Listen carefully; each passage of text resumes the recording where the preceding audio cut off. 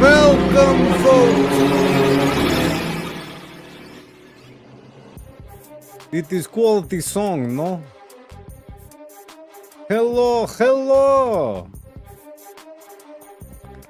Are we feeling good tonight? Yeah, at the end, the Wheel of Madness a little early so I could get some sleep. Didn't really sleep much, to be honest. But I'm gonna make it up to this, like I said. Going on to Team Fatty's panel. He's got 4 liberals. You know what I'm saying? Great translation, Google. Do not trust the Google, my friend. It is always gives bad translations.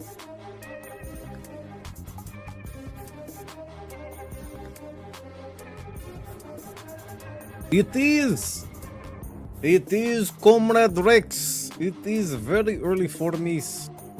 But like I said, I am going to be pawning the liberals. Pawning the lefties, as I should say. They fucked up my homeland of Russia, and I shall seek vengeance.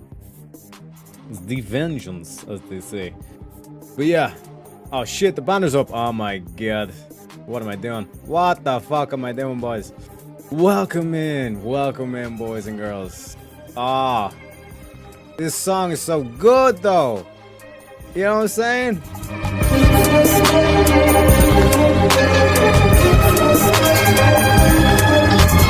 Makes me feel like I want to rob a bank. You know what I mean? Or if I play too much GTA at this stage. You know what I mean? Welcome in, Section 230. Welcome in, re-examination. And I think I've timed this perfectly, right? Because just as this finishes, Easy should be going live, so then I raid into Easy. You know what I'm saying? I like to think about shit like this, you know what I'm saying? So yeah, like I was saying, basically the setup is 4 left-leaning, 4 right-leaning voices for a raw, balanced battlefield. Well, I can tell you for a fact, the topics are completely against the right wing. You know what I mean? First one's talking about the Pope and shit. Second one's like the low IQ. So it's like basically, are we witnessing a theological civil war? That's the first one. Second one is MAGA coalition officially dead? You know what I mean? And then, is American power officially a paper tiger? So we're talking about China. They're traitorous bastards, man. Traitorous bastards. So, so it's basically like Trump saying the shit against Pope Leo and then doing the Jesus picture. Don't worry, I have a cover for that one. Then there's the low IQ. So the fact that he went after Candace and all this kind of shit, calling them low IQ. So then that's like the MAGA dead. And then because China apparently is able to go through the Strait of Hormuz, they're going to get all the powers and all this kind of shit. You know what I mean? So it's like, it's a balanced panel, but it's like, I already know they're going to have clips and everything loaded up and all this kind of shit. But this ain't my first rodeo, boys. You know what I'm saying? Should I wear the MAGA hat for examination? Should I go all out and do the MAGA hat? Maybe do a little bit of an American accent? You know, let me know. Should I do the MAGA hat or not? I still have time. We still got another 20 minutes or so. Made sure I went live a little bit early, just for the boys. You know. But this is ridiculous. It's ridiculous. You know what I mean?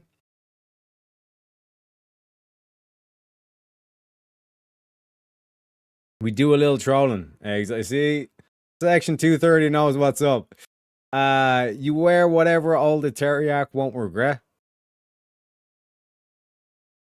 I think we do it just we keep it Gucci, as you say. You know what I mean? We keep it Gucci for the moment at least. You know what I mean? And then whip out the MAGA hat later on, maybe. You know. Your southern accent needs a little work, but it's a start. It's a start. It's getting there. Getting there. I need more for draw. A draw. You know what I'm saying? But for realsies, just the hint seems good. Hey, my man. But yeah, like the like I said, this is what they do. This is what they fucking do, man. You turn around, they say this is a balanced panel. We're putting four right wingers with 4 like left wingers on this shit, and it's like it should be balanced, but it's like all the topics are like you're on the defense already. And I know for a fact they're going to have the clips loaded up and all this kind of shit as well. Like, the only reason why I agree to do this is because, like, Fatty seems like he keeps a profesh, or he tries to keep a profesh, you know? But, like I said, it's probably going to be Bloodsport, not going to lie. John Deere tractor salesman. My man. A bit of Americana right there, boys. Materville, Tennessee. You know? But yeah, fuck, I forgot to put the donut bar. Man, YouTube's donut bar is so shit anyway. Debate timer. Well, wait like 20 minutes to do that. So I'm probably gonna pop in about 10 minutes before, 5 minutes before, just to be safe. So I notice a lot of like the before panel. The reason why I don't like to do it is that like sometimes you try to source information out of you beforehand. You know what I mean? They do the whole like disingenuous thing. They try to like suckle at the information beforehand and then try to adjust on the fly. And that ain't happening. That ain't happening, folks. You know? But breaking news. Oh shit! I meant to show you this. Right? Very interesting. Very interesting. You know what I mean? What was it? Fuck, am I gonna be able to find this in time? That is the question. That is the question. Oh yeah, here we go. Okay. Right. Remember, folks, when I showed you this video, when I put this video and you're all like, Teriak, you're smoking crack, you're talking absolute bollocks. You know what I mean? I was like, that's okay. I'll take the hit. I'll take the hit.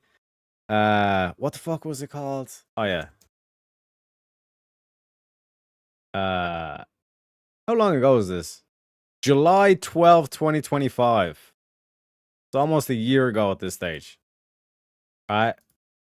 And y'all call me crazy. Y'all, every single one of you is like, Derek, you're going a little far.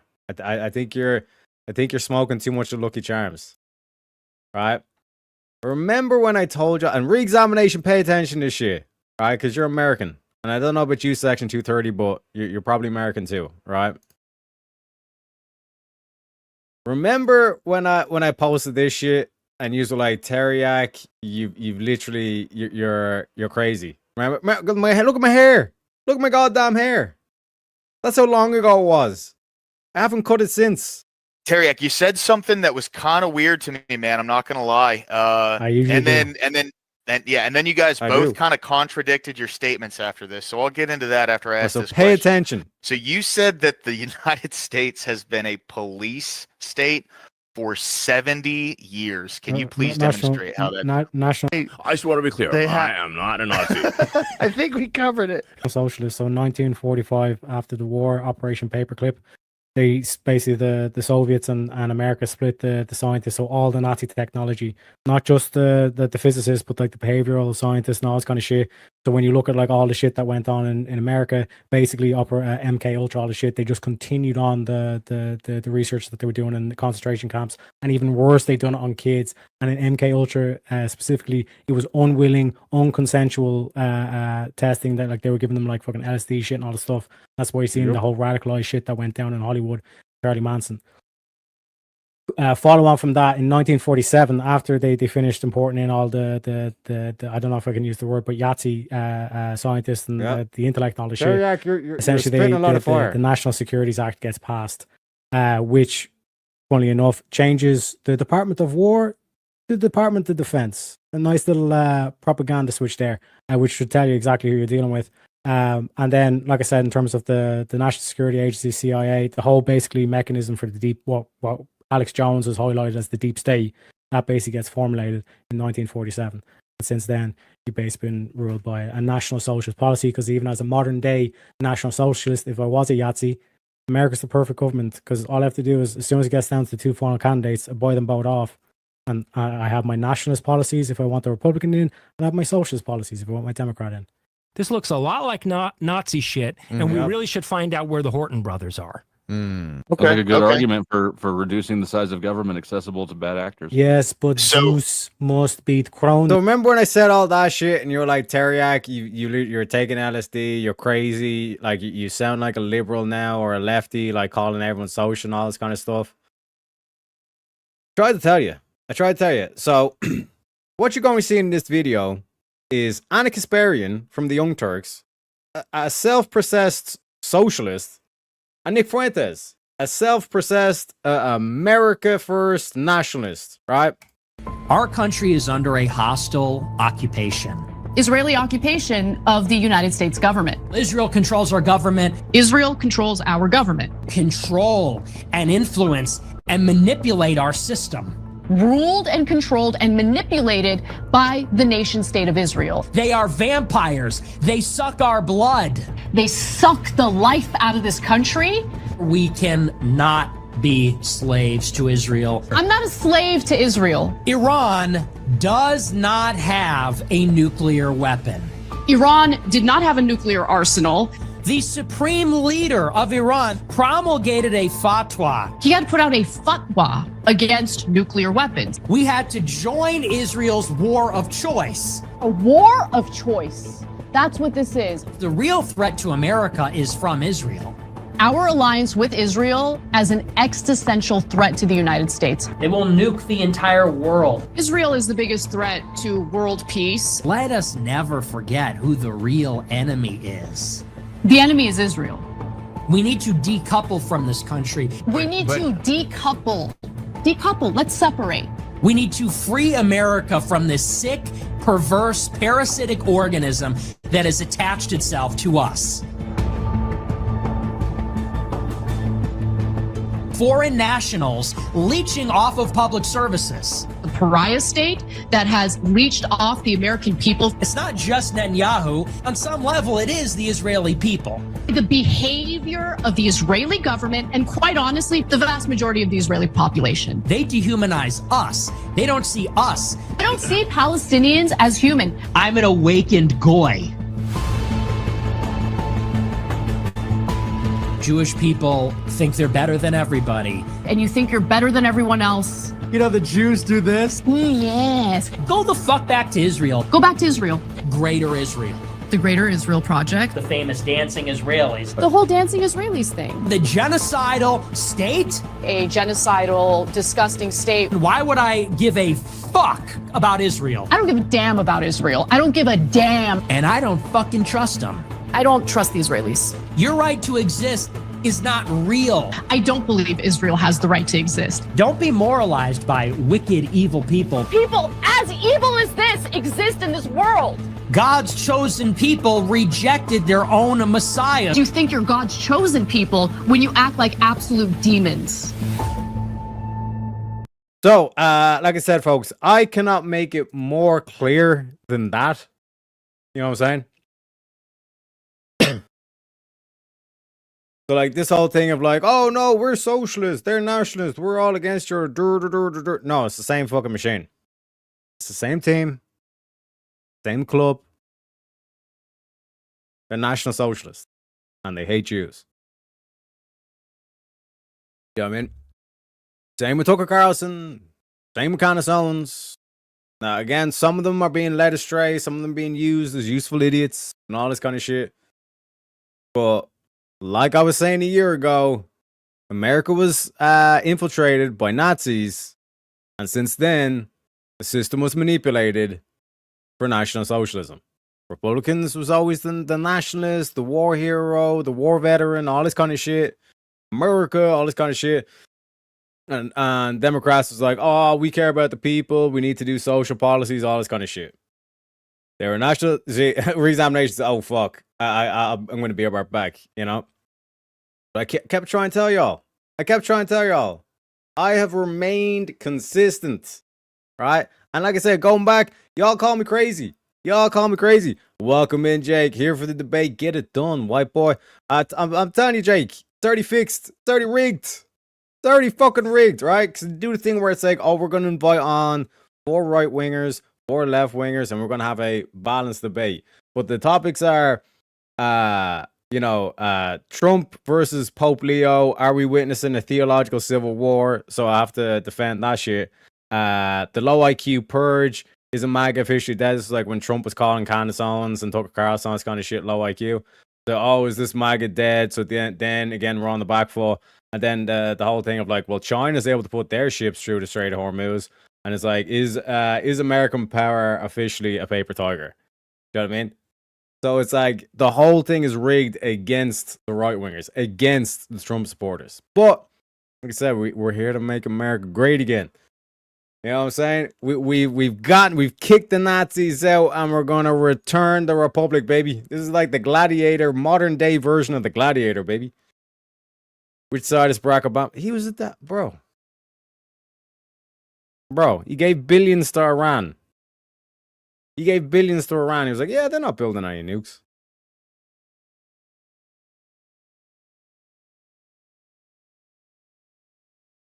So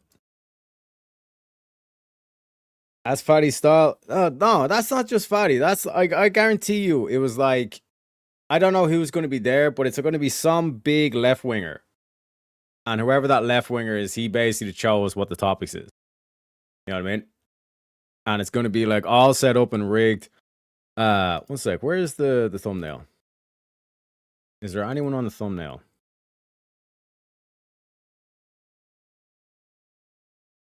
Go into the line dance. No, it's going to be Dante's Inferno.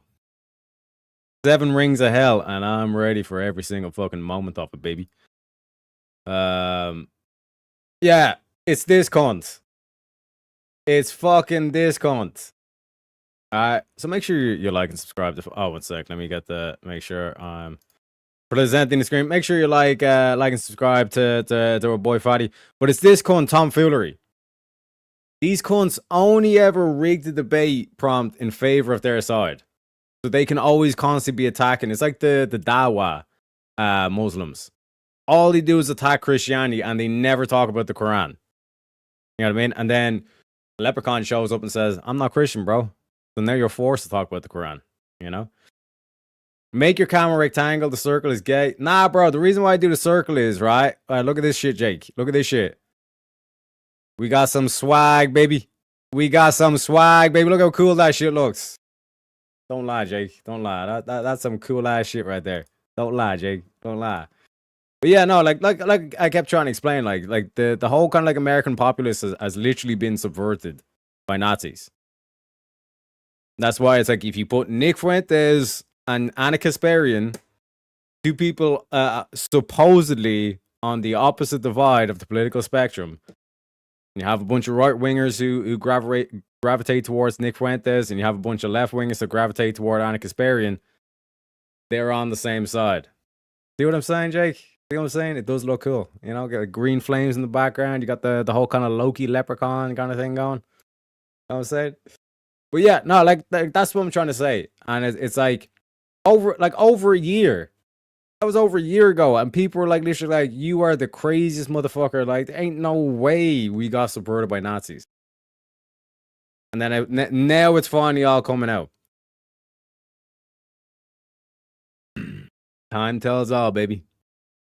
Time tells all. You know what I'm saying? But should I do the MAGA, huh? I don't know. Would it be too cliche? Let me know, chat. Let me know. The hair is getting a bit out of control. I'm not gonna lie. But fuck it. I'm trying to grow it long for Halloween. Then when I show up on the Halloween thing, I got like the full kind of look, and I don't need to wear a wig. Wigs are gay. You know what I mean? It was actually crazy that was telling me that one of the reasons why they used to wear the powdered wigs was because they were bald and like they had like STD, like syphilis scars on their head and shit like that. So it was to hide the scarred heads and all that kind of shit. Nasty, man. Nasty. But yeah, let's get into this. Wait, we're 5 minutes away. Oh fuck. Oh shit. We do not want to be late, comrades. So 1 second, let me pull this up. And then I think I have to do this. Wait, what the? Okay. I think I clicked it right.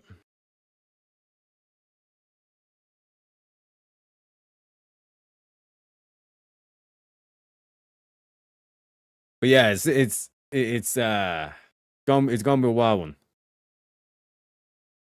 Good yourself?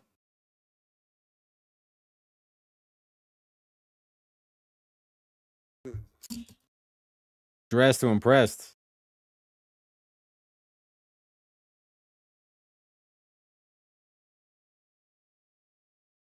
Doing, miss? Tired. Oh, you always tired, Tina. Stop crying. Nah. Thank you very much, Tina, for being here. I appreciate you. Thank you for having me. CT, how you doing, sir? CT is not here. We're just waiting for the rest of the folks.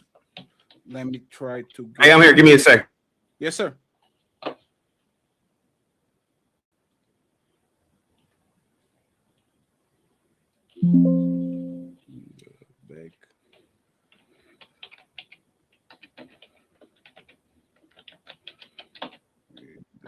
Back. Kamal, how you doing, brother? You know what's good, Fatty? You. What's good, everybody else on the panel? Appreciate you being here, sir. Let me see. Yeah. So it's Ghosty, Tom, and appreciate you too. Damn, y'all don't speak on the panel?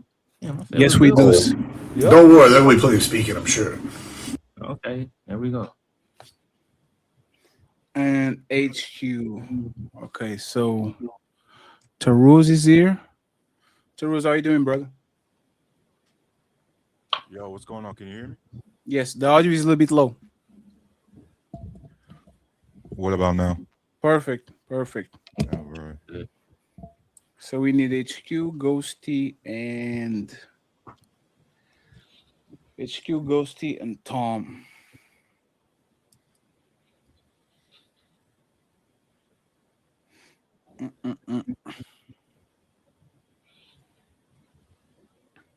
Tina, you look stressed out. What's going on with you?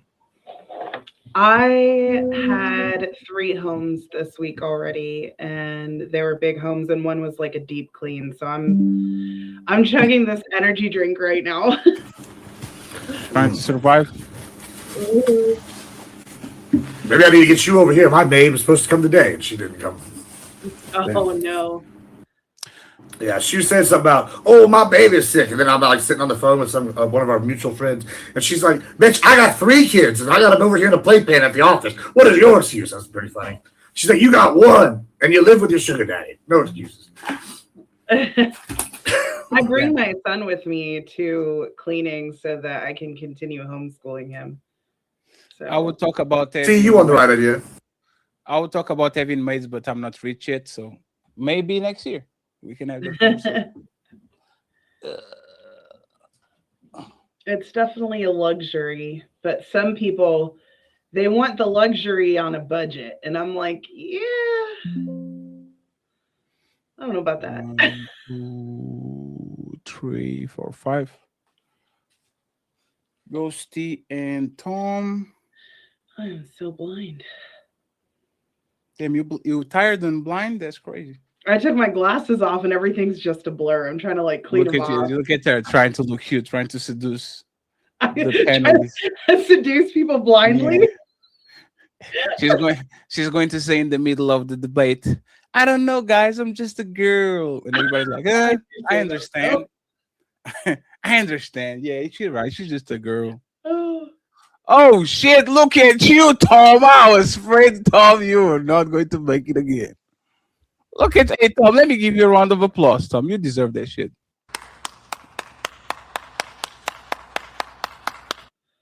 Hey, I should mention I did on these shows like maybe 5 times and never got a link. 5 different times. I've invited and said, hey, be here at this time on this day, and then never got a link sitting here waiting. So I think we're still the truth comes out. It's fine, Tom. We are not that petty. We will one day. Not today. Let me see over here. Tariq, what is the link that you want me to promote? Just YouTube would be grand. What about you, Admiral? Do you want me to Twitch, YouTube? Because after the show, I'll put everybody links on the description so they can find. Yeah, you can put Twitch or YouTube. Either one's fine. Twitch, okay. I'll take a look. Do you have it like linked on your Discord, like on your bio and all that? Or on Instagram? Do you have it on the bio too? Well, I have the Twitch on Instagram for sure. Yes, I'll get it there. I just make sure that I don't. I don't know what happened. I need to redo the Instagram business page, but you know, who's got time? It's fine, sir. Take your time. We're just ready for Ghosty. We're wait for 5 minutes, and then we start the show. Okay, friends. By the way, friends, there's a blue button on the top right. You can do whatever you want with these links, not links, sorry, videos. If you have a good highlight and you want to put it on your page, go ahead and do it as it was yours. I would just ask you to tag me, please. I would appreciate it. Especially the YouTubers. I'm going to be tagging everybody regardless, and the YouTubers are going to get the collaboration links after the show if I do clips of it. So if I send you something, friends, please open. It's not me trying to do small talk. It's literally me trying to get you a collab because the link might go, a video might go viral, and I want y'all to get the residuals of it. Okay. Other than that, I hope we have fun. It's like a split panel. I'm just going to do this, friends. Okay. I haven't muted nobody in years. Like I don't use the mute button. But these political shows are going crazy. Okay. So I will allow interjections, interruptions. I will kind of warn people and kind of say, hey man, let him finish. If the person doesn't answer the question, you have all the chance to go to the ref and to say, Fatty, he didn't answer the question. Let's go again. and I'll make sure that all of that is enforced. But please, please, man, let's not interrupt each other. Even if y'all want to insult each other, do it once at a time. Don't like that's terrible for business, that's terrible for audio. Let's not do it. And if I mute you, it's not personal. It's literally the reflection of what I said here. I will allow you to finish your thought as soon as the person that you're interrupting is actually talking. Okay. So please, interjections are okay. Interruptions, no. And if I tell you to stop, please stop. I don't want to use the mute button, but it's not personal. Anybody has any questions, comments, or concerns? Can we keep the max statements like 2 minutes or less? I will make sure if somebody is being extremely long-winded to kind of inform them that they actually have to either talk faster or be a little bit more intentional when it comes to this. Okay? Yeah, Tom, I wrote a 7-minute opening just for you. Yeah. I don't think they don't do openings. Hey, Yes, sir. Yes, sir. We actually gonna get through this stream this time because every panel I've been on, you cut the shit short. No. So this show, like the shows are supposed to be 3 hours, friends, because I'm trying to go kind of global, and I have a lot. Like I'm going to start to pre-record the videos now. I can stay on the live streams for much. So I think 3 hours is the happy medium. If people want to come leave a little bit early, is fine. If the show is scorching art, you can kind of push it a little bit more. But I think 3 hours is the happy medium, so everybody can get the job, like get their leaks and then go about their business. And the last show, come on, I technically could control that. It's just that I like the political channel, the white channel I'm doing is I'm trying to monetize it, and I can monetize it in 2 weeks. The problem is I can have y'all threaten each other. Like it's a terrible look, especially because if it was just white people or just black people, it's fine. These shows might go viral for the wrong reasons. I don't want the first introduction to Tariq be you cracker, you N-word, you and that shit was kind of going there. Like it was very close to going there because it was kind of like the Dusty and Dusty. That's just a rule for Tyreek, though, right? Not for me. I'm allowed to say that. You said that you are the white Michael Jordan, so you can get away with that. Just don't tell me to vouch for you once the YouTube court actually comes for you. I have no idea what you're trying to do, so it is what it is. And then we got the last one, Miss Ghosty. How are you doing, Ghosty? Hello, how are you guys? Ghosty, you said you were going to be on time, and you are 5 minutes late. There's 7 lashes and $100. Okay, to the Cash App. So. Pretty on time Friends, for me, so I actually appreciate y'all for being here. Okay. I don't know if you kind of noticed, but things are kind of popping off on our side a little bit. I pretend this political channel to be the biggest kind of show of every show we have. Okay. I will not bother you every week. I will try to get y'all 2 times a month. That's the best I can. I'm not going to bother you. Try to get you on every show. If y'all feel inclined, a lot of times because you had a good show to try to do 2 in a row, invite yourself. But for the most part, I'm not trying to kidnap you and to get you here by myself. That's why I'm telling you to double stream so y'all can monetize it and get your clips and all that, okay? Other than that, I think we're kind of have a balanced panel. And I think we're going to have fun. HQ, are you there? Which channel is this on? It's on Wake Up Fatty? So I'm going to stream on both.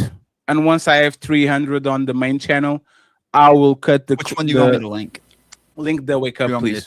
Yeah, I'll appreciate it. I need the watch hours. I already have the subscribers, but I need the. What is? Wake Up Fatty 8. Oh, there it is. Everything together, yes. Because once I get the thing monetized, I can be a little bit more loose. But for now, I kind of have to play along. Let me just do the monetization. Once again, friends, any questions, comments, or concerns? Everybody knows the topics that we're talking about and all that? Everybody good? Yep. I know one of the topics. What are all the topics? Damn it, Tina, you didn't read what I sent you. That's crazy. I did. But it looks like there's other topics, though. Athena, I literally said it. Athena, you can't be doing. No, that, I read Athena. that, but okay. No, you didn't, Athena. I Stop lying. did. Stop lying to my constituents, Elite. I'm not lying. Everybody got the 3 topic thingy. You just skip it. Well, But I'll give you I'll give it to you in just a second, and we start in 3 minutes, okay, friends? And by the way, I'm going to try to be more of a ref than intervening, especially because today we have a balance panel. If I try to intervene too much, just tell me to shut the fuck up. Okay. If I try, yes. If I try to be the resident Bernie bro, just tell me to just be quiet. There's nothing to do with me. Okay.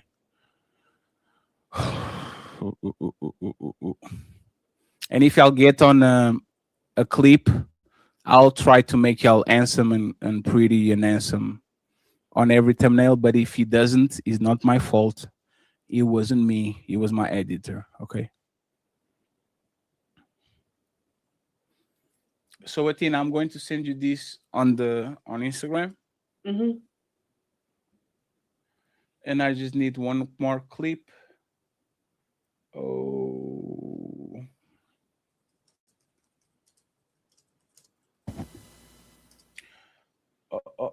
Did you got it?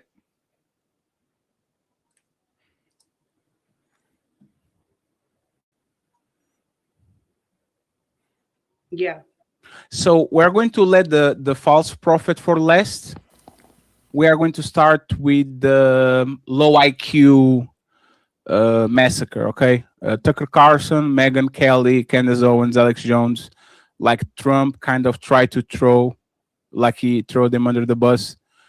I'm not going to have like a specific question, but I'm going to ask you for what's your thoughts about that, so we can then build it up from that, okay? Because the other 2 topics are a little bit more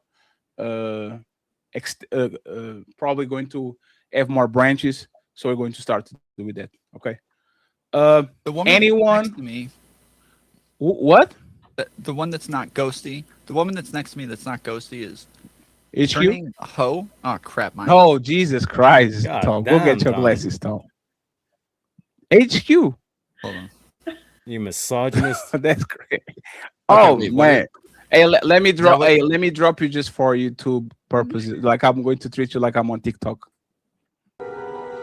This is Sparta!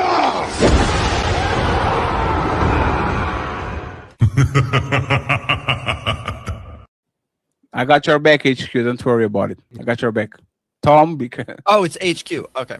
I was Tom, go get your glasses, I Tom. didn't hear God the answer. damn it, Tom. I don't want to That's call. crazy. That's why I'm asking. I don't want to call somebody. No, a hoe that was fair. Because I know you don't, like, your eyes are not there. Friends, appreciate y'all once again. Once again, before the show starts, anybody needs any help, any comments, something I can help? Or are we good? We good? Perfect. Let's have fun. I know all of y'all now. Mr. Admiral, nice to meet you. Tariq, nice to have you back, man. Good to be make back, sure baby. that you make that ad proud. I'll see you in 5, friends. Let me play the intro and then we'll go from there. I'm not playing no copyrighted nothing, so it's kind of safe. Let me just get the Trump video real quick where it says that he's actually a doctor. And then we go from there. Let me see.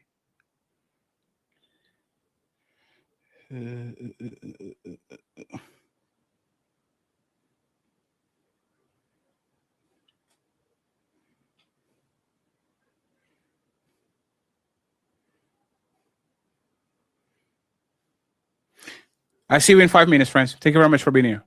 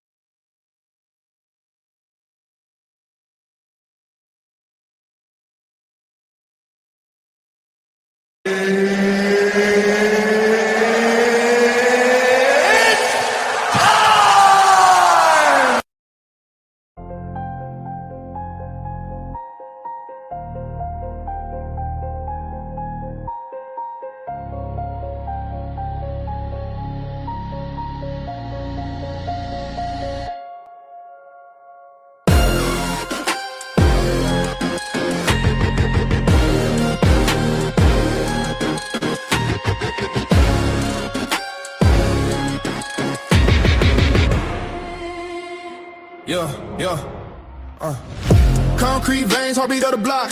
Echoes in the alley where the shadows talk. Crown on my head, fortune still in chalk. Lungs full of smoke, breathing in the grind. Teeth like razors, bite through the line. Vision so sharp, it can save a time.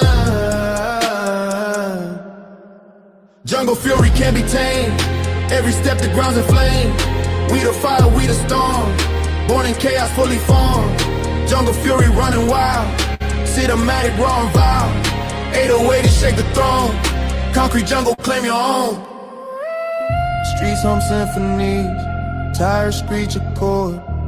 Graffiti sermons, the city's holy word. Buildings whisper secrets, only few have heard. Brick walls crumble under heavy rain. Baseline thunder, earthquake to change. Tigers proud of skyline, hunt the game.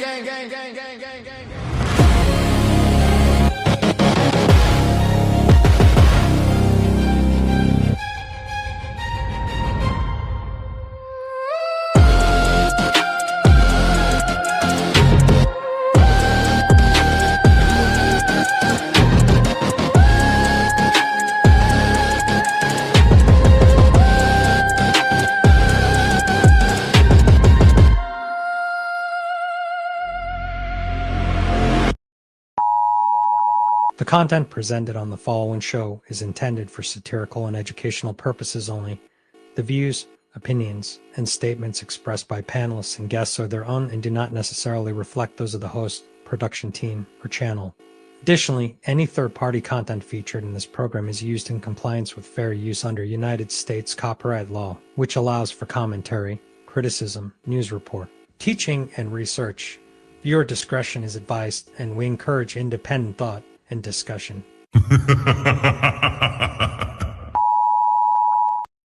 When voices clash, ideas crumble, and new truths rise. Welcome to Breaking Ground. Ladies and gentlemen, ladies and gentlemen, ladies and gentlemen, it's time. It's time for the one and only Breaking Ground. I hope you guys are doing good. I hope you guys are doing well. Friends, we have a great show today. If you watch this on the main channel, I will be cutting the stream off in the middle of the show to send you to the Wake Up Fatty Show, the new channel that already has the subs, but we need to monetize it. So pay attention, pay attention, pay attention. Don't lose. Get your eyes on the ball, okay? I appreciate y'all. Thank you very much for being here. The Breaking Ground show starts now. Welcome to the Wake Up Fatty Show. Inside the untouchable empire. Black people can't be racist. Prejudice, yes, but not racist. Racism describes a system of disadvantage based on race. Black people can't be racist since we don't stand to benefit from such a system. Capital of any state in the South, and this whole march adds drama to this total drama. It is known in the black community that most, not all, but most black people are racist toward white Americans. You say it's known. What do you mean? Where's your basis? They have been brainwashed over the last 50 years or so to believe that America is a racist society and that white folks are trying to hold them back.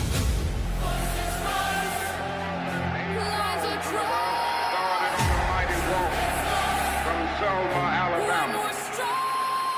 They told us we wouldn't get here. There were those who said that we would get here only over their dead bodies.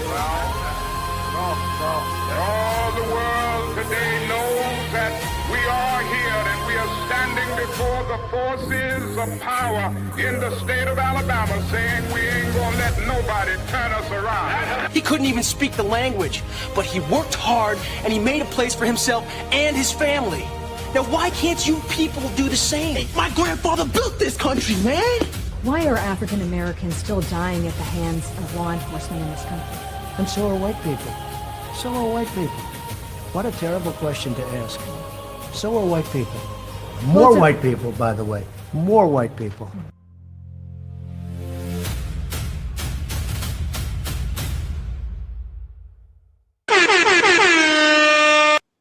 It's time to do.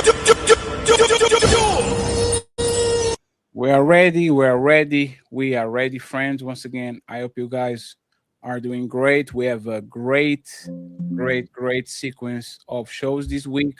Okay, tomorrow we're going to have a star-studded panel.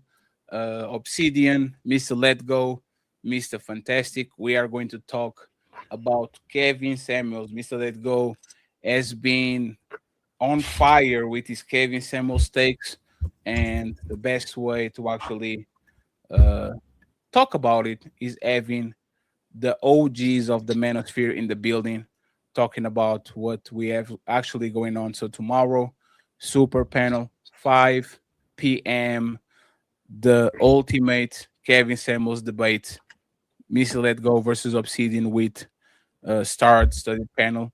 We're going to have a lot of fun at 5 p.m. And on Sunday, the infamous ladies' first show, the Reese Academy meets the Untouchable Empire. Okay, we're going to have a lot of fun. Red Lipstick is going to be in the building. Nina is going to be on the building tomorrow. We're going to have a lot of fun. So 5 p.m. on Sunday. But without further ado, let's actually introduce our guests today. We have 3 hours, so we have to make it count. The one and only Mr. Kamal is in the building. Thank you very much, sir, for being here. We appreciate you, sir. Fan favorite, Taruz, in the building. Hello to you, Taruz. Thank you very much for being here, sir. Is that an Iron Man? You need to have a Deadpool. You need to get the Black Panther, you traitor. HQ, she's in the building. Thank you very much for being here. I appreciate you. Thank you very much.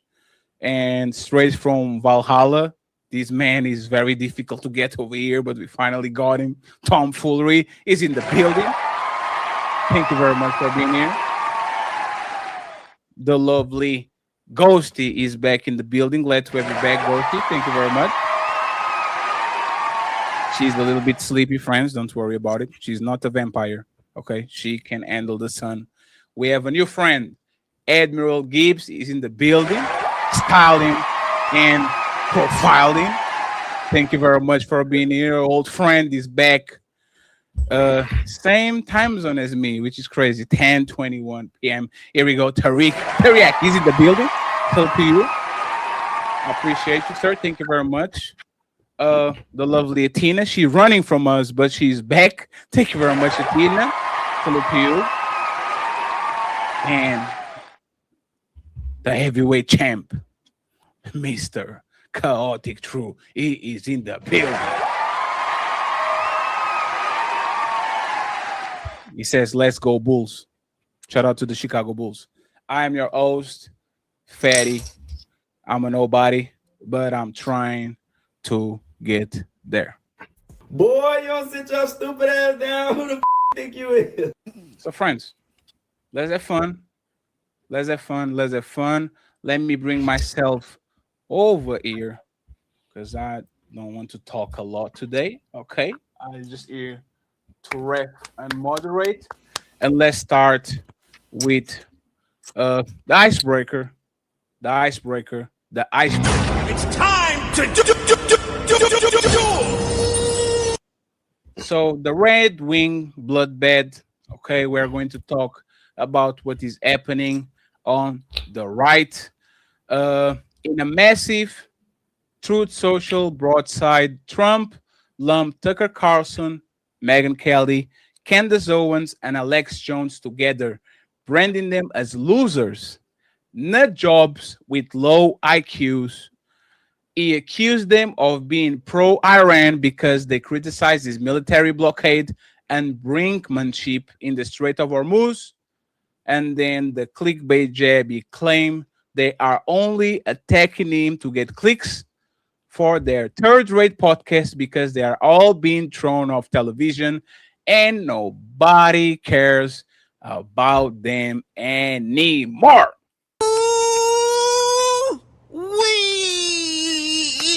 So let me start with somebody that actually has a MAGA hat on it, and I want to hear from Tomfoolery too next. Tariq, everybody uses which one is your perfect pronoun, sir? I don't want to miss your name again. Yeah, teriyaki. Teriyaki. Yeah, so think like teriyaki sauce, Yes. just without the E at the end, or the I at the end, so it's teriyaki.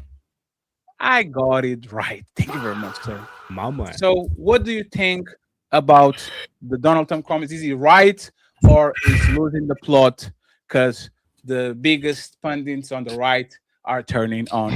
It's time to Yeah, so the likes of Tucker Carlson, Candace Owens, all the stuff, they're basically traitors to America.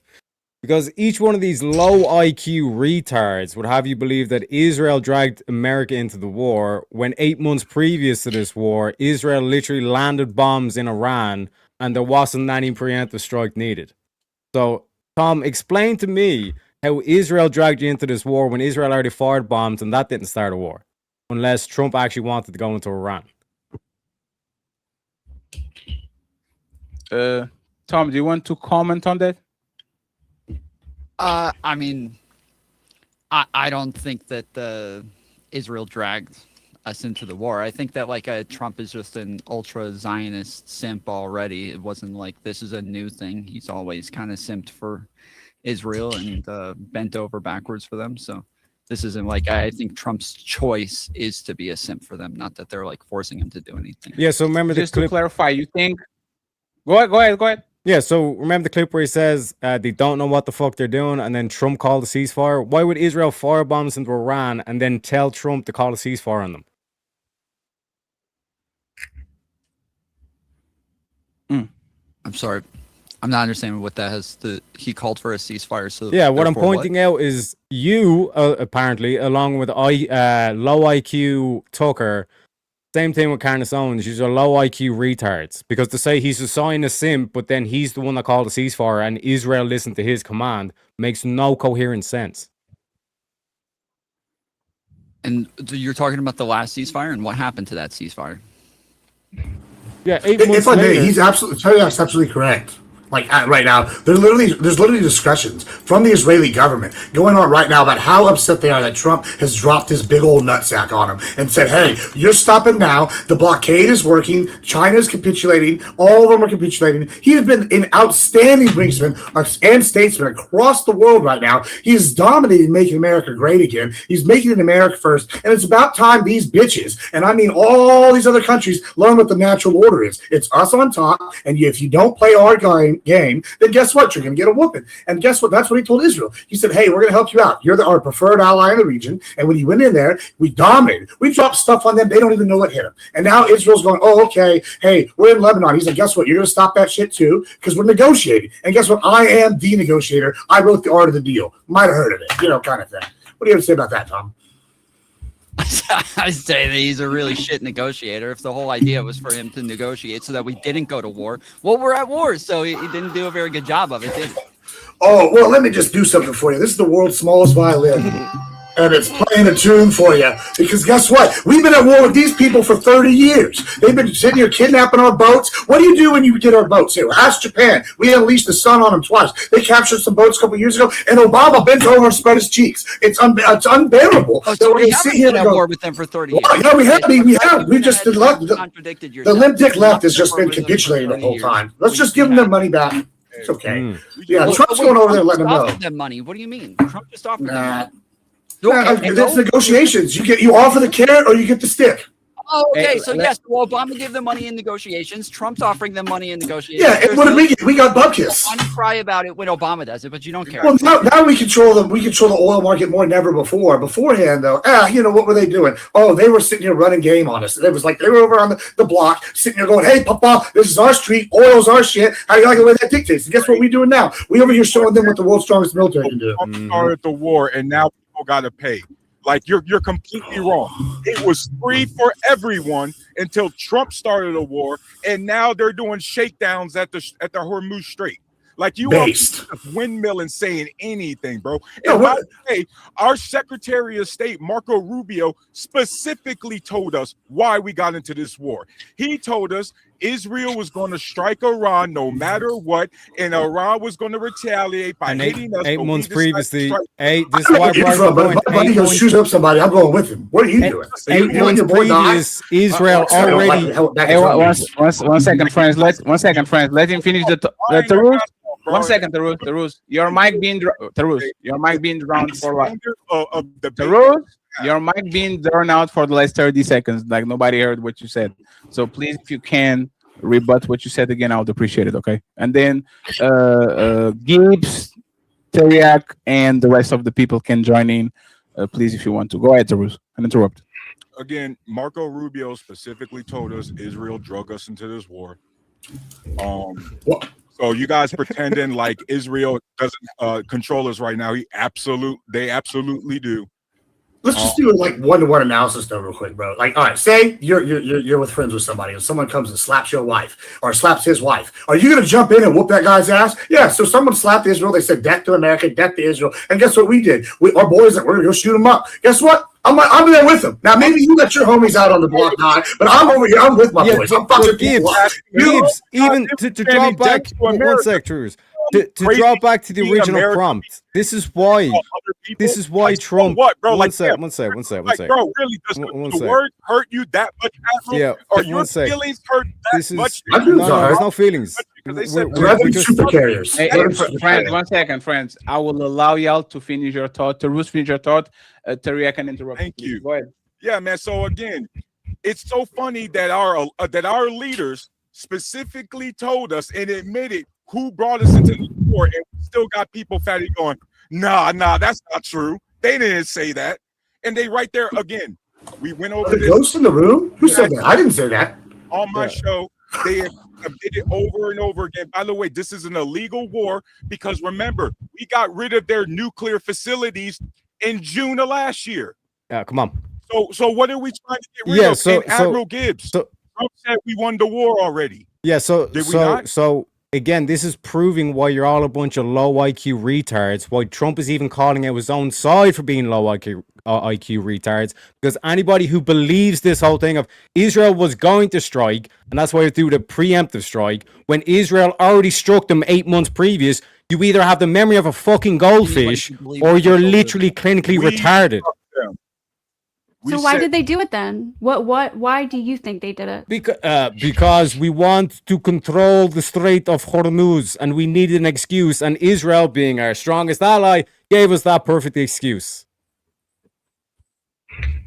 That is the most backward logic I've ever heard. Backward logic. Hormuz wasn't closed. Donald Trump said he didn't think they were going to close the Strait of Hormuz. And then now that they closed it, now the whole goal is just to open the thing that wasn't closed. Because closing the strait, that makes absolutely it affects China worse than thing. But your whole take was that Israel was the one that dragged us into this war, which is a low IQ take, which just proves our point that we've been saying along. You're all a bunch of retards, because on the one hand, you believe Marco Rubio, and then the other side you say, oh no, Trump's lying or Marco Rubio's lying. So which one is it? Because we can look back at the historical events. Israel literally firing rockets into Iran did not start this conflict. But then the fact that they got intel that Israel was going to strike, all of a sudden now they have to do a preemptive strike. Explain that for me. Have something. All you doing is just up here yapping, bro. No, at least we have something tangible to look at. You have nothing tangible. I'm pointing to 8 months ago when Israel when Israel 8 months previously. Listen, Tarus, listen to me. 8 months previous. 8 months previous, Israel already fired rockets into Iran. Who struck the nuclear facilities and said it was It wasn't 8 months previous. 8 months previous, Israel literally fired rockets into Iran. Can you deal with that point? Can you deal with my point? 1 second, please. 1 second, friends, because Taru's microphone. Tarus, you are not going to overtalk nobody on this conversation because your mic keep being drawn out. So, my bad. No, it's fine. Reply to Teriak's statement and then ask the question that you want to ask him, so we can end this back and forth, and then I bring the people that haven't talked on the panel. Teriak, make a statement. Yes. So Tarus, engage with it and ask him the question back that you want to ask him. Go ahead. 8 months previous, Israel already struck Iran, and that didn't start this conflict. But then the fact that they got intel that Israel was going to strike, but then all of a sudden they have to do a preemptive strike. Before 8 months ago, Trump was able to call a ceasefire and it stopped it. But 8 months later, Trump doesn't call a ceasefire, which tells us, through reason and not being low IQ, that Trump actually wanted to go into Iran. So you repeating low IQ doesn't make your take any less. Can you deal wrong. with the point? Let me repeat once again. Stop. Let me repeat. 8 months ago, Trump bombed the nuclear facilities of Iran, and I quote, completely obliterated. By the way, to the audience, this is one of the conflicts he claimed, one of the wars he claimed he ended. It wasn't just a ceasefire. This was considered the 12-day, be quiet. This was considered the 12-day war, one of the wars he claimed he ended, which were once again somehow magically back in. And then Teriyaki, did you not listen to yourself? You literally just repeated what Marco Rubio told us. Why? That Israel was going to strike first, and so because they was going to retaliate and hit us, we decided to go back. You literally just repeated what Marco Rubio and Okay, here's the question. Here's the question. Why didn't Trump just call another ceasefire then? Why did Trump say we won a war that Don't answer my question, you low IQ goldfish. Bro, you haven't made 1 point. And I'm not going to answer this dumbass take. Yeah, because you can't, because you're a low IQ goldfish. Next. What he's saying is because they won. Because Trump claimed victory. He said they won the war. That's why he called for a ceasefire, because he already claimed victory and said he won, and now he's back bombing them. For and did he not claim that he won this conflict as well? So why didn't you just call another ceasefire? Yeah, exactly. Correct. Yeah, so that's the kind of the point. Is that he's been trying to get a ceasefire in this as well. He's been begging for a ceasefire since, but like 8 months ago it worked. And Yeah, but hold on. They are two separate events. Hold on, Tom. You're over here. You're over here. This is framing. Hold on. This is crazy. First of all, yeah, we did have one first conflict. You know what happened? We whooped their ass. They capitulated. Then we have a new conflict. They started, hey, we're going to do some more bullshit. And guess what? Now they're the weakest they've ever been. They've got no Navy. It's out the bottom of the ocean. They have no Air Force at all. The two T-14 Tomcats they had, blown to hell. They had so many people searching for our guys when we had one little fuck up, and we got in and out. They've got such a bad ass whooping. They're shooting like 2 drones a day now. Like, this is a whooping in every practical sense. They thought they were going to give us a blockade. Now they're overseeing. We literally have quotes from their president right now in a leak saying they cannot handle the economic pressure and the infrastructure damage that Trump is putting on them, and they are weeks away from collapse because they won't be able to pay their military. They won't be able to pay their leadership. This has been an unequivocal ass-beating of generational proportions. I tell you what, I can't believe that you're going to sit here and act like, oh, they lied about this. They lied about world leaders lie all the time. Trump said he wanted one thing. It's called the art of deal. You say something really extreme, and then, we get a middle ground that you wanted in the first place. That's what you wanted, but you didn't start with. And guess what we're doing now? China's capitulating. Venezuela's crying over here, doing whatever we want. And guess what? Cuba, you're next. I hope you're paying attention because this could be you. And if you want these hands, we'll give them to you. And we're going to put Mr. Rubio as the president of all these countries. And it's great because guess what y'all are doing? They're all over here crying because we're taking back the economy of the world with the petrodollar being in United States' hands. But not Russia, right? Well, fuck Russia. Oh, dude. We're gonna go to war with China now too. You gotta be fucking kidding. It's a cold war. We're already at Cold War with them. Are you it's a Cold War. So so they don't want. We're not saying you want these hands. It's a Cold War. Okay, so totally. Yeah, I mean, if they want these hands, they can get them. But right now, we're currently at a Cold War, economic war with China. They're our adversary. Do you disagree with that? Isn't Trump trying to be like friends We're with not them? going to a full-scale. Nobody said go to war. You said go to war. You just said they were threatening. If they want these hands, they can get them. That's what that means. Sure. What is it? It's called posturing. Okay, so you were saying that. I don't know why you backed off of it immediately. I didn't back off at all. Flip flop What over. are you confused about? What are you confused about? You're the one who's confused. You said that they want these hands. You're acting like we're threatening China to We are go threatening full-scale war with them, and we're not. Yeah, we're saying do something, bitch. You see what Iran's getting? You want some of this too? Like, guess what? Hey, if they think they can go take Taiwan, they can get the whoop in there, but they're not going to. So we're going to keep getting our chips produced by Taiwan. We're sitting here. We just made a pact with Indonesia to hold the Strait of Malacca. I can't say the word, whatever. But it's got 25% of the war, 25% of the ocean revenue goes through that strait, and we just signed a mutual defense pact with Indonesia, who controls that. Oh, guess what? You don't think this is all some sort of economic long game? If you don't, then guess what? I don't want to say it's low IQ, but you're at least ignorant of how foreign policy works at the world stage. Sorry. Let me get. Go 1 second. Go see HQ. You did the confused face.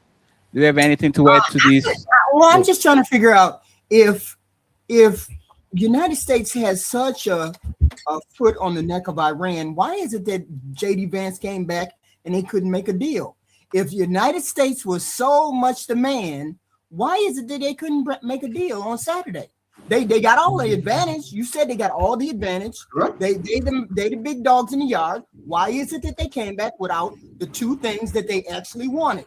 Them giving them the nuclear or uranium, giving them the uranium, and them getting out of the Strait of Hormuz, because the United States doesn't have the advantage. This is all Iran. There's just bluster on your part. That's it. They can't That's stop. not true.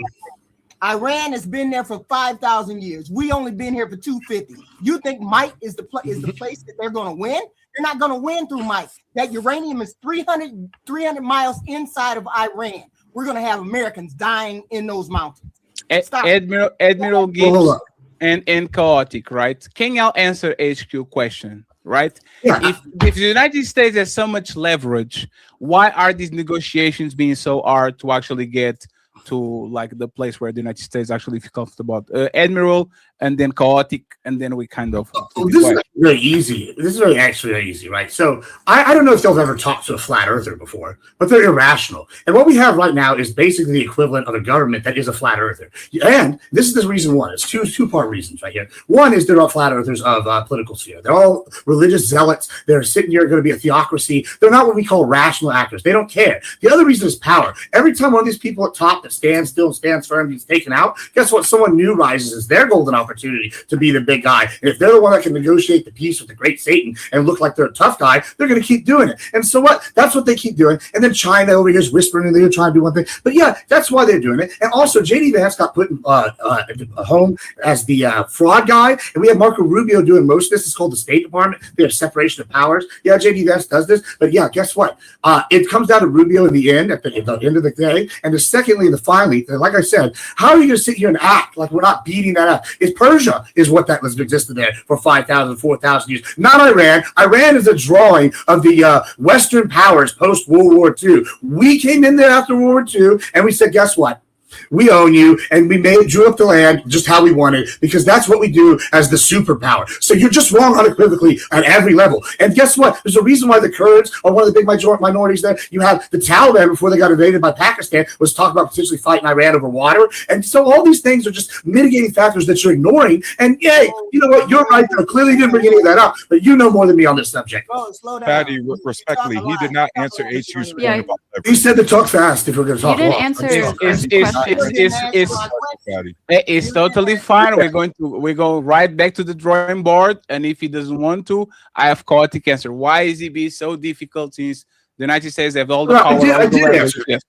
I did answer. I said they're not rational actors. One, because they're basically religious zealots, and I said power. Someone else can step up. Now, hold on. Just because y'all didn't listen or didn't understand what I was saying because I spoke fast, was trying to respect people's time and get it out there quickly. This is not my fault. That's on you. So don't say I didn't answer. Don't run away. Can't make a deal because they're irrational religious zealots. That's the answer. Yeah, that's what he said. Yeah, have you ever tried to explain to the flat earthers what the flat earth is, the round earth is? You think Didn't- this I'm administration sorry, is I think you need rational? to read The Art of the Deal. Didn't With Obama make a irrational deal actors. with Iran? Like, And it was And terrible. working, and it was working. It was not working. And it was That's why they enriched it at 60%. And the international organization Overwatch said that they weren't doing this. So you're just lying again. After we Or pulled out of the misinformed. deal, after we pulled out of the deal, they enriched to 60%. You can't say the deal wasn't working. Iranian nuclear After deal. we pulled out, they You are started enriching. absolutely That's false. ridiculous. Stop lying. I'm not lying. You're lying. I think it sounds like you. Also, you gotta evidence the feedback loop, by the way. saying are wrong is in compliance. Stop it. To Ruse, you know why your mic's cutting out? I know the answer to this. It's actually if it's not bashing, if you put a headset on, you're getting a feedback loop. So whenever somebody else talks, it cuts you out. I wasn't trying to bash you there on that one. Just My dogs are upstairs, so I got to be listening. No. Yeah, your microphone is loud, but it's one of those microphones that is so good. There's like the equalizer or mixer, whatever. So when you talk, if somebody talking, it drowns out. But I'll make sure to tell you so you can actually get your turn. You want to add anything to this before I bring Chaotic and Ghosty to the middle? No, I mean, the fact that he says that these people are irrational and they're not thinking clearly, and I think they're thinking very clearly. I think they had a strategy before the Americans came to try to take over whatever they wanted to take over. I think Iran is on track to do exactly what they've been doing or wanting to do, because don't you think they've been sitting there waiting for the American people to come get them? They've been waiting there for all this time because Netanyahu has been in the United States ear all this time trying to get them to attack Iran. They're waiting for Americans to come over there. They're waiting for you to put ground troops on land. So no, the United States don't have control of this whole thing. Yeah, they just don't. Real quick, HU. They're playing it How like everybody else. did that work out for Khamenei? The dude they blew up. How did that work out for him? Exactly. I'm sorry for the leader they blew up. The leader? And then they immediately replaced him with somebody else. And they blew him up. And then they replaced him again. And they blew him up. And then replaced him again. And they blew him up. And now they apparently have a leader, which is a cardboard cutout of the dude because he got blown up as well. And yet and still, Saturday, Vance walked out there with his tail tucked between his legs, didn't have a deal. Because you do not negotiate with terrorists. Oh my goodness. The whole point is to negotiate. What do you mean? The whole point in doing this is not negotiate with terrorists. If you don't negotiate with terrorists, why are they negotiating with terrorists? To buy time for the Iranian people to rise up. Like, no. If you say you don't negotiate with terrorists, but JD Vance is saying that Donald Trump on multiple tweets saying you better take this deal or else. Isn't that kind of negotiating? No, you're buying time because Pakistan has nukes. So you have to make sure that you don't upset Pakistan too much. Just a little bit ago, and you buy time for the Iranian people to rise up and overthrow the regime themselves. Part of the deal, baby. Wait, but you just said that he negotiated a deal with them and a ceasefire with them 8 months ago. You just said that. I was saying that this whole theory that you have in your head that Israel controls America, how could Trump say ceasefire and then Israel control them? It makes no sense. Why would Israel fire a rocket and then tell Trump for him to call a ceasefire? The ceasefire was with us as well. We negotiated the ceasefire. We were negotiating with them. We were part of that you told war. Israel to stand down and Israel stood down. What does that have to do with anything? Did he negotiate with Iran? Yes or no? He didn't negotiate with Iran. Yes or no? Did he negotiate with Iran? He told Israel to stand down and Israel stood down, which defeated your point that Israel controls America, so Israel just which is another low IQ take. Okay, so they just decided to randomly stand down. The United States also stood down randomly. Just no reason. They just stood down. America wasn't in the conflict 8 months ago. What? Yes, we bombed were. Their facilities 8 months ago. We were bombing. We literally bombed their nuclear facilities. You sent in B-2 bombers to nuke their bunkers. But in terms of the conflict that we're seeing right now, the crisis with the Strait of Hormuz and all this kind of shit, that wasn't there 8 months ago. So again, back to my point, you do not negotiate with these terrorists. Okay, let me get CT and interrupted, and then Ghosty. Okay. Chaotic? Yes, sir. Yeah, what's up, buddy? How are you doing, sir? Pretty good. Question for you. From the ground. Do you think the United States? Do you think Israel dragged the United States to this war, or you think there was actually always a strategic motive to actually get into it, and it was just an excuse? There was a strategic motive. Do you believe if Israel wasn't involved in this situation, the United States would attack Iran regardless, just a matter of time? Yes. Based on that, do you think that all these pundits that are criticizing Donald Trump for starting a war, do you think, or for attacking Iran, do you think that they are low IQ, like Trump is calling them, or do you think they have actually clear and without a shadow of a doubt, each and every last one of them should be flogged and beaten in front of the White House for their treachery? You think they're traitors? Absolutely. I'm an American. I know a traitor when I see one. If you were Candace Owens, let him finish his final. I'll give you all the floor. Let Chaotic is going to go on his monologue, so let him land. I'm not going to monologue at all. I'm just no. It's fine. It's fine. Let him go on the parachute, and then y'all got it. This is my responsibility. Go ahead, Chaotic. Candace Owens, Nick Fuentes, all of them.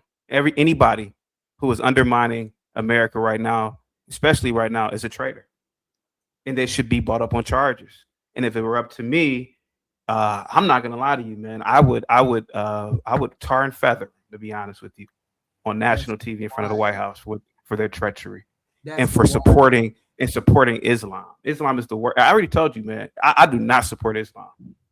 Well, I don't want to say like anti. Fatty, why is it that when I'm on a panel, I don't say anything? I let everybody talk. Everybody's cutting me off. Can I just finish what I'm saying? You are totally right, sir. You are totally right, sir. We are going to fight. Let's go. Let's go.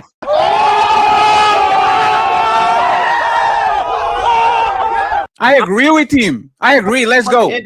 Give me 15 more seconds. I'm gonna say it again. They are turncoats. America is the greatest country on the planet. If it were not for America, I would argue we would be in a damn Stone Age. Any foot on the neck of Islam is a good thing, in my opinion, to be completely honest with you. I'm going to land my plane right there. Go ahead, guys.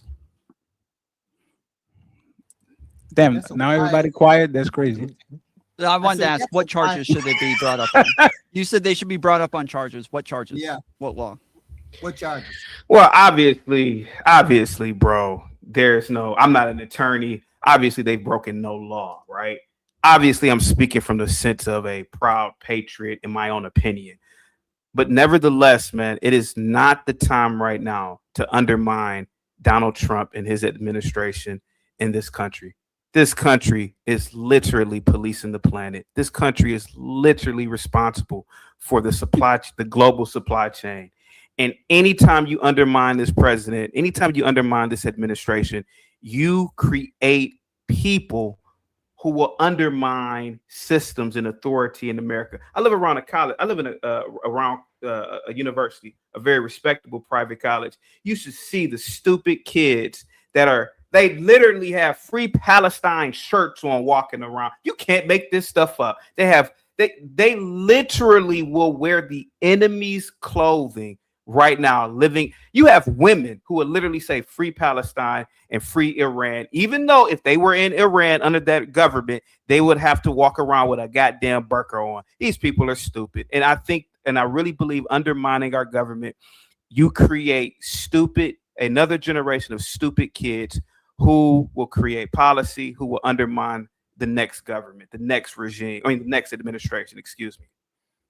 Okay, so there is no law. It's the First Amendment says that obviously people have to be able to say what it is that they want. And when you say that this isn't the time to be speaking against our president, this is exactly the time, not only because he's dragging our country into an unnecessary war where he could have just stayed in the JCPOA where we had peace with these countries in the first place, but on top of that, Donald Trump is betraying everything that he ran on. While he is correct on everything that he said about, Tucker Carlson and Candace Owens and all of these people and how stupid they are and that they're morons. Well, those are his biggest followers. Those are some of the people who helped get him elected for the bull crap that he ran on. And one of those things was not being the world police. So while you're sitting here saying, well, we're policing the world, Donald Trump ran on not policing the world, not getting into new wars, promised he was only going to end wars. He would not get into any wars. And now he's not only in a war, but on top of that, he is trying to police the end of the other countries, as he said he would never do. Isolationism, I believe, Tom, was the key word. You are a good guy. We've spoken before, but I think you're a bit of a naive fool. And I'm saying that with all due respect. Sir, if it were not for the United States of America, bro, the greatest country that I live in and that you live in, sir, let's just be completely honest, man. Do you really want to live under Sharia law? Do you really want to live under dictatorships? Hold on for a second. Let me just finish, man. Let me finish because, I'm so tired of this treacherous behavior from people on the left. It's sickening listening to you guys, to be completely honest with you. Bro, let me tell you something right now, right? Because all of you leftists are sitting on high horses here. You don't give a goddamn about no Iranians. Just like last week or the week before when I was over here, when I said you don't give a goddamn about Iranian children, just like you don't give a goddamn about Congolese children who are artisanal miners mining cobalt for your goddamn cell phones. You need to stop. Everybody needs to stop playing this moral game in America, living in the lap of luxury here. The fact of the matter is we should police this planet. And you know why we should police it? Because we have the power and the will and the manifest destiny to do it. Tom, I don't want to live under Islam.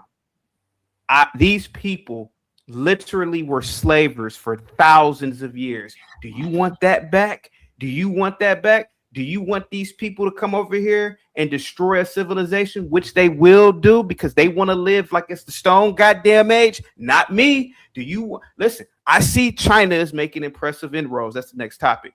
Do you want to live under a Chinese paradigm or an Asian paradigm? I want to live under Western civilization, buddy. And I'm only 41. I'm going to try my best to be a curator, to be a steward of Western civilization. You guys are destroying it. You guys on the left, to be completely honest with you, man. See, I'm in favor of us policing the rest of the world, which is why I was against Donald Trump. I think we should police the rest of the world. The things that Donald Trump ran on were absolutely stupid. And yes, isolationism is a very stupid thing to run on and campaign on. But on top of that, I'm not afraid of Sharia law from Muslims. I'm afraid of Sharia law from people like you who want to tar and feather somebody just because they said something against your president. See, that's the difference between the left and the right. The left understands that criticism is a part of the accountability that we're putting up against our government. People confuse criticism with disloyalty. That is not disloyalty. That is us holding our government accountable because we elected them. That doesn't make us disloyal. We're just as patriotic as any other person here. Yeah, but you're criticizing HQ. You're criticizing Trump for calling out his own side. Let her land and then HQ, and then I want Ghosty and Kamal over here. Atina, I saved the last for best. You have it backward. When you say we're not patriotic, if we criticize, you got it backward. In a democracy, questioning leadership is a part of being engaged in our country. It is not disloyalty.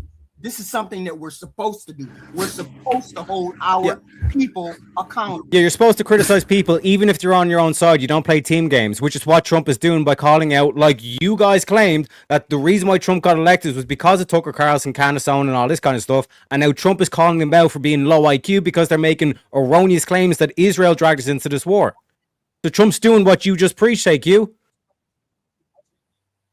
It's also ludicrous that she says that they're patriotic. Last person that criticized the left, to that extent, they took out, his name was Charlie Kirk, and then the left danced on his grave and sold images of him getting shot. It's outrageous that you're going to sit here and say these despicable things and say we hate all these people, and then, oh, Lord and Lord, you're the evil one. I've walked down the road, and I've seen people on protest, and every time someone's screaming and saying the worst things to someone that's lefty, if I say, for example, and it won't even be that hard to take, oh, you know what, I'm a Southern Baptist, right? Oh, and the Southern Baptists, they don't like the LGBTQ. But you know what? And I'll tell you something. The truth will set you free. Martin Luther King said that. You might have heard of it, right? And when I say I don't give a shit if they're gay, you can take me at my face. But if I sit here and say, oh, I'm a Southern Baptist, all of a sudden, you know what they're going to do on the left? You're going to sit here and scream, how this man's evil. This man's awful. He wants all these things. Because guess what? You can't take any criticism. And when you sit here and say you're patriotic, it's an outright lie. You'll sit here and squash things left and right. Remember when we wanted to talk about COVID? We couldn't do that. that on YouTube. We can talk about all these things. And so y'all sit here and put down all these laws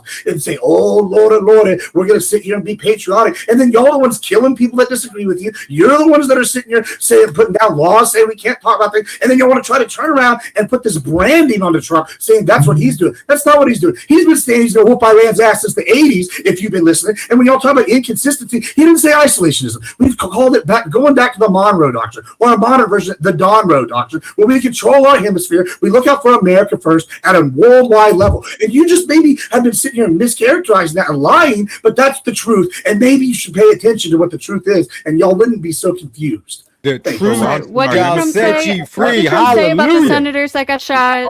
Our hemisphere. What did Trump say about the senators that Hemisphere. got shot, about Nancy Pelosi's husband, about executing people in Congress, blah, blah, blah, blah, blah. But besides Blah, blah, blah, that, blah, you blah. guys are all fucking hypocrites. You guys, so we started with no new wars. We started with isolationism. We don't want to get involved in Ukraine because America's done policing the world. Okay. You guys are absolute fools if you think we are involved in Iran because we're afraid of Islam extremism. This is again another fucking excuse. We're only there because Yeah, and Israel wants us Ghosty, there. England If said Israel the was exact fighting same thing. Russia, shut up. Israel Shut up. said, If Israel was England fighting said the Russia, exact same we thing, would and the be rapes have fighting Russia. skyrocketed by 10. The rapes in England was sorry, I didn't hear you. 8,000, I was and now they're talking. 80,000 in England because they said Islam's not a threat to Britain. This isn't Britain, dude. For real. This has It's nothing Islam. to We're do talking with, about Islam. with Muslims Islam moving can to go fuck itself. America. You are fools. It has nothing That's to not do an with argument. that. Also, you guys Not are an argument, fucking. Ghosty. You guys are so fucking hypocritical because Again, you that's guys a act fallacy. like religious That's zealots hypocrisy in our fallacy. government. You guys act like the Yeah, I could be a Islamist hypocrite all I want. extremists. Doesn't refute Can my you stop point. talking when I'm talking? It's the first time I'm all fucking you're talking. doing is Jesus. doing ad hom fallacies. You need to actually make an I'm argument. not. Yes, you are. I actually am. Yeah, You're sitting not here and fucking saying listening. we're all fools. Address our arguments, not us. I called you hypocrites and then I That's not explained addressing why. our argument. Calling us hypocrites is not addressing our argument. Well, if you talk over me, you probably can't hear my fucking argument, so. Your argument is blah blah blah. also You're not all an fools. Blah blah blah blah blah. don't Says use the the guy word who ad had hominem. had repeated low IQ losers for the I first proved 30 that you're minutes low of the IQ entire because you're not able debate. to answer questions. You didn't answer our questions. What are you talking about? You and me. Oh my I can't. goodness. I literally fucking can't. Answer the question. I answered the Real question. quiet, You see what I'm real saying? quick. He's, bro. he's Get sitting there going to go, oh, you guys aren't asking our questions. Why didn't Trump just call another ceasefire? Can you answer that question, Tom? I already did. Oh, okay, yeah, you didn't. You see, you're a disingenuous Won the prick. war. Okay. Did I say because he said we won the war? Did I say that? Yes or no? Just yes or no. I don't need another ramble from you. Yes or no? I'm asking you, why did he not call another ceasefire this time round, Tom? He did. He's been calling for. He's been trying to Okay. negotiate one. What are you talking about? We're in the middle of negotiations right now. We're He trying wouldn't to get a shut up ceasefire. on social What the media fuck are you about the talking about? ceasefire. Like, what are you? Are you talking crazy? about? Yeah, so 8 Have you months been ago, asleep the whole- 8 months ago, he called ceasefire and Israel stood down. And now, now they're trying to do a ceasefire. But like I explained to that, he's using their own tactic against them. The same way Iran negotiated with Obama when Obama sent them over planes full of cash, and you were like, that's a good deal, which again highlights how you're low IQ. See how I proved that, Ghosty, that you're low IQ by sending money to terrorists? You think that's a good deal? That's a low IQ Trump take. has offered to That's not send an ad them hom. I'm not a In fan terms of Iran. yes, I'm not a fan in of Islam. terms Like, to but address. you guys are idiots Here to we think we're go, getting in yeah. a war with them because of that and not because of Israel. It's just cope. It's literally straight Yeah, up again, cope. that's not an argument. There's no reason. Nobody Saying that knows it's why we're cope is there. not an argument. I know why we're Besides, there. I know why we're there. we are allies with Israel, and when they need us, we do it. reason. But when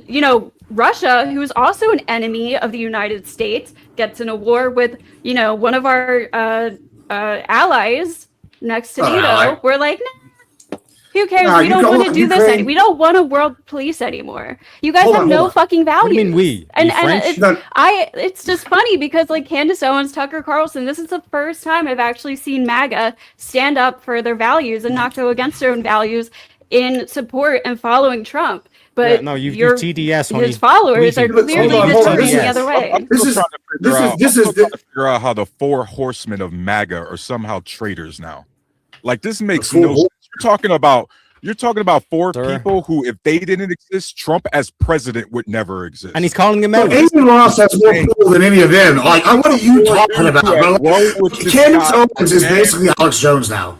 Like, come on, bro. Yeah, like, are you serious with serious face? Yeah, MAGA is Trump, not Tucker Carlson. Bro, she's if she was a boxer, her name would be Candace. It's the Jews, Owens. Like, you gotta be kidding me, bro. Like, she's outrageous. She's talking about lizard people the other day. Like, you gotta be fucked up talking about her being serious. Guys, the left has been saying this for 3 fucking years about Candace Owens, and all of a sudden it's like, oh.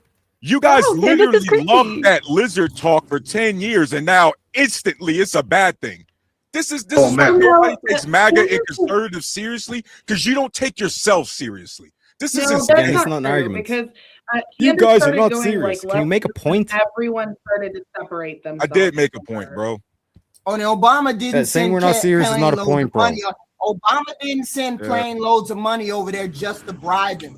We owed them that money because they bought equipment from us that never arrived. So Obama sent the money back. We did not send money over there just to be HQ.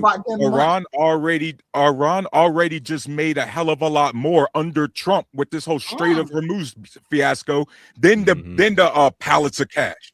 It's an obsolete talking point, but they still up here yapping. Right? Yep. Again, not a point. Made more money. Trump said he was going to enter more money is what going to do it too. Trump said that he was going to enter into it and try to make money off the Strait of Hormuz with them. Trump wants to become partners with them. So while you guys are sitting here talking about how they're crazy terrorists and that they're so insane, we don't want to deal with people like this, Trump is trying to enter into business deals with them. With the Iranian people, yeah. With Reza Pahlavi. That's absolutely correct. With the new regime that we control. Reza Pahlavi.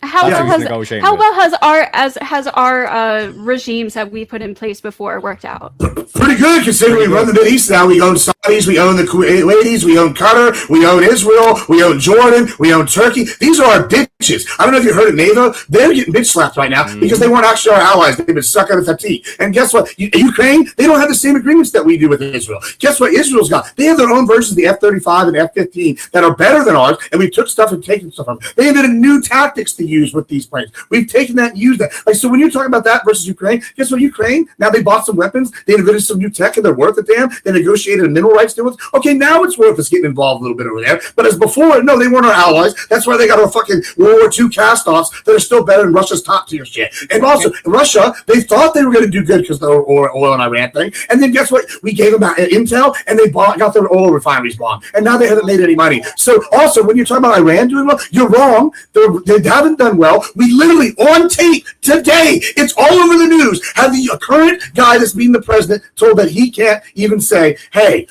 we can't pay our people. So if they're so rich, how the fuck are they fucking not able to pay their people? Come on. Like, which is it? Can I ask you a question before Tina and Mr. Kamal goes? Why are the United States so willing to do business with Iran, but they were reluctant to do business with Ukraine? Right? There was a point of time where the United States didn't want to sell weapons to Ukraine. They didn't want to negotiate with Europe. And all of a sudden, for whatever reason, they are very willing to negotiate and put money on the pockets of literally the enemy that is warring, is with conflict with them right now in Israel. Like, why does that happen? Well, it's pretty simple. One, like I said, it's called 11 super carriers. We got 2 in the region right now. We bombed the shit out of them. The current regime that was there, they're gone. They're dead. They're in the ground. They're literally on the side of a wall. And you're sitting here going, hey, what's the same regime? No, they have a cardboard cutout like this other guy said earlier. I'm sorry, I don't know your name off the top of my head. But yeah, they have a cardboard cutout, and they can't even pretend to bring the real guy out because he's dead. They're posting meme AI videos, and they can't pay you. So, of course, we're going to try to put someone in charge that we own. We are the superpower. We're literally going to own them. And I don't know what happens when you own a business, but guess what? You pay those people. It's pretty simple. But when Obama did it, he was capitulating. There's a totally different situation. And that was bad policy. And they go, they were following the rule. Okay, Okay, how did they get 60% enriched uranium then? How come the inspectors said they were shutting them out? So y'all are just ill-informed or lying. That's the problem, and it's easily fact-checkable. And it's Teriak, by the way. Hey, Fatty, Fatty, if Trump got Obama's 2015 Iranian nuclear deal negotiated, Admiral and Teriak would be glazing nonstop. Again, not an argument. They would be glazing Trump hard nonstop. Not an argument. And guess what? Obama even got Russia to sign off on that deal. Trump is out on an island by himself. Pathetic. This is pathetic rhetoric coming from you, bro. This is insane. Yeah, you're a projector. You're projecting right now. Of course they're going to sign off on the good deal. If I see my boy taking advantage of the car dealership and just pulling him over the barrel, I'm going to be like, yeah, boy, sign that deal. Like, of course they're going to say that. Like, Jesus Christ. What logic is that? This is coke. Let me get to Tina. Let me get to Tina and Kamal over here, and then I'll open the panel, pass the microphone to Chaotic, read the super chats, and then we go to the next topic. There's 280 people watching. I appreciate y'all. Thank you very much for being here. We're going to read the super chats in a second, and in a few I'll send everybody to the Wake Up Fatty show. So if you're watching these on any platform, please support the content creators. We are going to read every super chat no matter where you send it, so make sure you support them, please. Go ahead, Tina, Kamal, and Chaotic, take us on super chat in a few. It's kind of hard because it's like there's certain things I agree with like the left, and there are certain things I agree with on the right. And normally I'm extremely far right winged, but to say that like someone's above reproach is kind of crazy. And sir, I don't know what your name is. You have that rectangular mic. I think it was a little bit of a Freudian slip when you said challenging this regime. Like that was, and no one said anything when you said that in regards to the Trump administration, and you corrected yourself. But honestly, when I voted for Trump, I do not support Palestine. I'm not a fan of Islam. There's a lot of things that I don't like at all. But when I scrutinized something that Trump had done, when I tell you these people came out and started attacking me the same way, because, and I say this was my temporary insanity, I guess, in college when I was more left wing for a few years of my life, temporary insanity. I noticed the same thing whenever I was like, hey, you guys, we have to be able to have these conversations. And then the people on the left were acting extreme. And now I'm seeing the right wing people do the same exact thing. I think it's hypocritical on both sides. It's like watching a bunch of toddlers fight with each other. And it's very frustrating because both sides have some actual good points.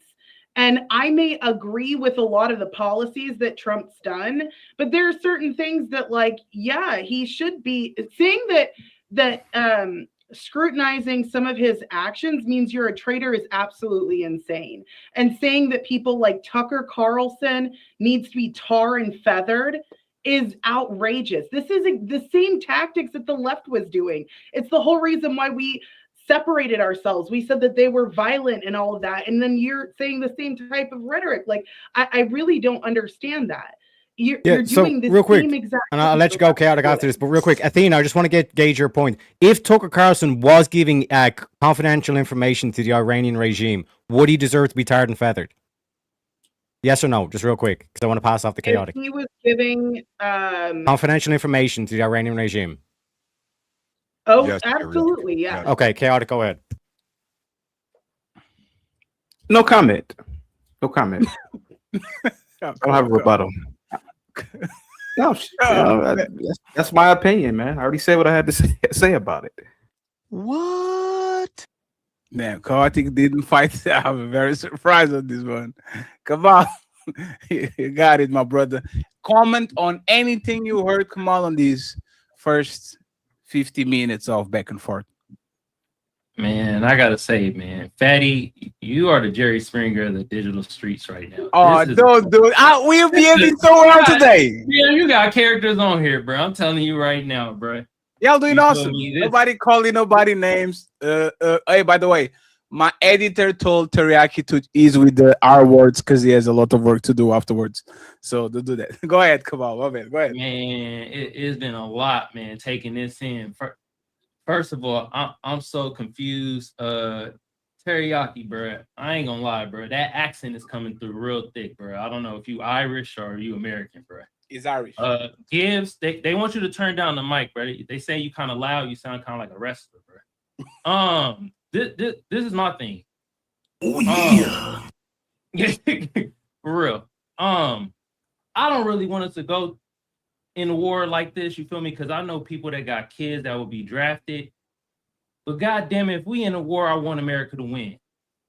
I don't want no motherfucking Chinese people ruling over me. F that. I know how the races is out here already. Them Chinese races, hell no. Y'all see what they doing to them African people over there, beating them with sticks and shit? F that. Y'all people be sounding crazy if y'all want America to lose if we in a war. That sounds. I don't want America to lose. Who said that? I don't want America to lose. Like I'm totally on America's side. I just don't think that this is like beneficial. Gibbs keeps like bragging that we're beating up on tiny little nations that are nothing compared to us, so that we own Qatar and we own the Oman. Like these are not countries. Yo, guys, stop that fence riding shit. Stop that fence riding shit. If us withdrawing right now means we take the L, absolutely, because that means no more deaths. And so if that means we take the L in a war we should have never been in to begin with, then so be it. Including American deaths.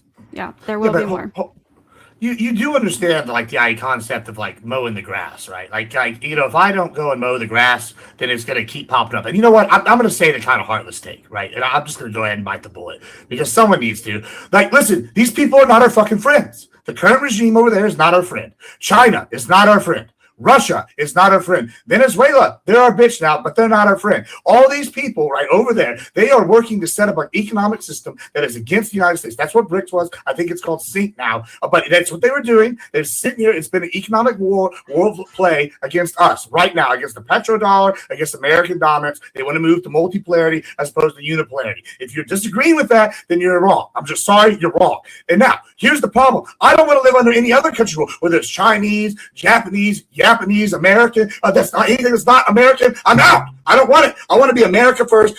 We should just conquer the world, honestly, and just bring freedom to everybody, and then they can rule it wherever. I don't give a shit. That'd be the best case. But we're not going to do that. In the meantime, though, we have to go mow the grass. And Iran, if you just leave them unattended, they're going to fester like a wound. You don't let a wound get fester. You go in there and clean it out with rubbing alcohol. Now, that might sound bad, but if we don't do this, you know how you're worried about deaths? It's going to be way more deaths when they're over there trying to genocide Israel. It's going to be way more deaths when they're over here spreading Iranian influence, which is a Shia regime, against our Sunni allies. That's what's going to be bad too. It's going to be even way worse when they cut off oil to other countries and use that to fund the war in Russia. Oh, so you like talking about all these deaths and you want to sit on your moral high horse, but you're actually causing more deaths by sitting here and wanting to capitulate instead of getting the job done just because it's icky. Like, I'm sorry, I'm not worried about that. I understand as a rancher that if you go down there, sometimes you got to shove your hand up a cow's ass to save it. And guess what? That's what we're doing now. We're putting our hand in a dirty situation, and we're getting dirty, and we're getting the job fucking done. And just real quick, Tarus, how many lives, how many American lives are lost per year just training for the military?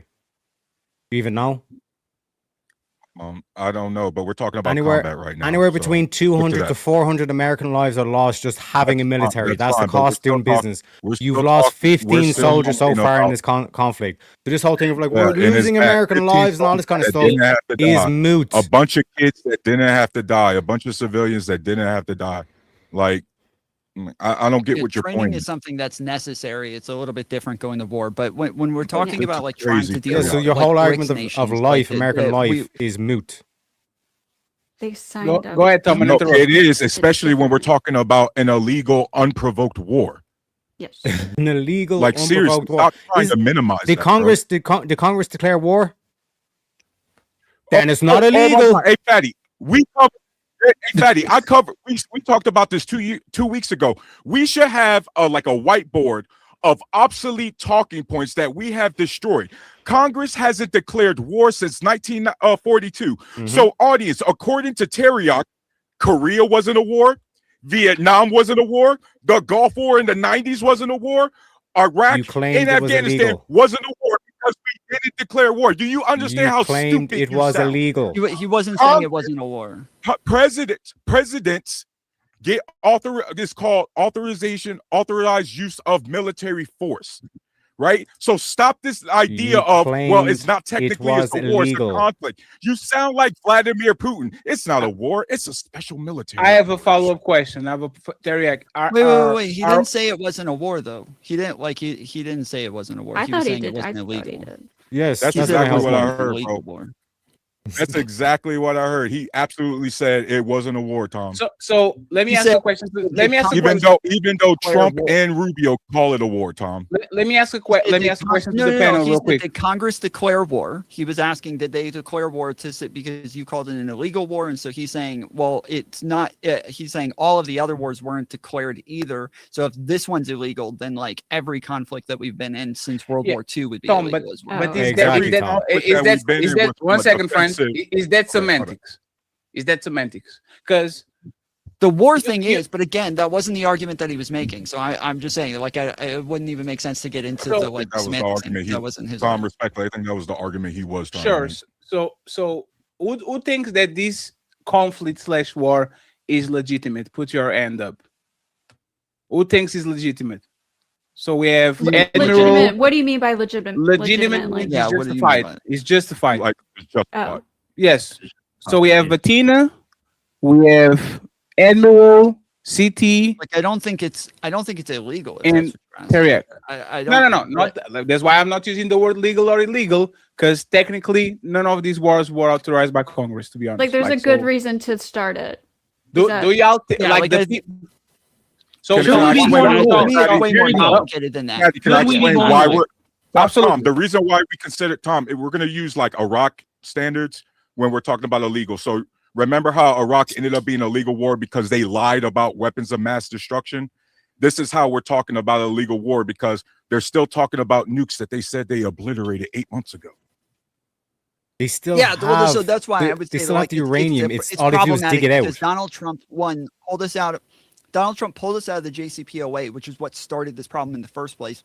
Right. We wouldn't have to deal with them enriching uranium to 60%. Under the JCPOA, they never enriched uranium. Then Trump pulls us out. Yes, now they're enriching uranium. So now you've created the problem that now you're going to war with them over. And then same with them closing the Strait of Hormuz. You caused them to close the Strait of Hormuz. And now the conflict is over whether or not the Strait of Hormuz is open. So he keeps setting people's houses on fire and then spitting on it and wanting everybody to thank him for attempting to put it out and failing at it. Like it's that this is kind of like when you say justified or whatever. Like it's kind of that if in a scenario where Iran is enriching uranium, yes, I think it makes sense for the United States to go over there and put a stop to it. But when Iran is agreeing that they will only enrich uranium to civilian levels, just as it was within the JCPOA, and if we come to a similar agreement to the JCPOA, they will agree to that. But Donald Trump refuses to get back into a deal like that and says that instead they can't enrich uranium whatsoever. He's insisting on 0% enrichment. That is where normally the circumstances I would say would call for us to go to war unless they're making good faith attempts to negotiate, and Donald Trump is the one who is not making good faith attempts to negotiate. Then it kind of changes. Yeah, Tom, they're expecting Iran to honor an agreement Trump pulled us out of. That's no longer it's that call that out directly, man. This is trash. Let me ask CTD. CT, do you believe that Iran should take Donald Trump's word when a deal is on the table? Do you think they should believe his words? Do you think? Yeah. Any justification on why you think they actually should take his word for it? Because isn't he a master negotiator? Has he not? I mean, doesn't he have a proven record of being a negotiator? And if they don't, they get bombed, bro. Like, it's that simple. Yeah, I mean do what we want or lose. You have a president who's a businessman, man. The guy has a proven track record of deals, man. I mean, you think? Come on, man. He's a track record of bankruptcy. So let me ask you this, right? Bankruptcy is legal in America. I'm sorry, you can do that in America. That's the beauty of America. You're a good business person, though. It says who? He's got 6 bankruptcies and 500 plus businesses. That's outrageous. I'm sorry. Right. I mean, no, I'm saying who? Saying who? You Ghost? Are you a billionaire? Are you? No, Trump but is. Trump is won. He's won. Trump is because his daddy was. Oh my it's not like he God. started Oh, from get the the ground fuck outta here, up. Ghosty. I'm sorry, but there's not Yeah. much merit in that. It's like, oh, congratulations. Oh, Is he wrong for y'all saying, "Oh my God, wasn't he a real estate tycoon"? It's like saying LeBron James Jr. is like saying LeBron James Jr. at 50 is a billionaire. He's supposed to kind of, right? Fatty, you are not an American. Let me explain to you. Trump. Okay, thank you very much, Mr. American. Fatty. He's a good Trump. Trump's dad, Fatty, made money off of welfare recipients with his homes and his apartments. Trump 10x'd it, 100x'd the business. So he did have to work hard. Fatty, don't let these Americans fool you. Trump worked hard for what he got, man. He's the master of negotiation, man. So CT actually, if Trump put the money that he earned on the S&P 500, he would have way more money than he has now. Most of the money that actually acquired to go above the billionaire mark was during his president mandate, doing these shenanigans deals with other countries. And for the most part, I don't know if y'all remember, there was a point of time where Donald Trump had a casino.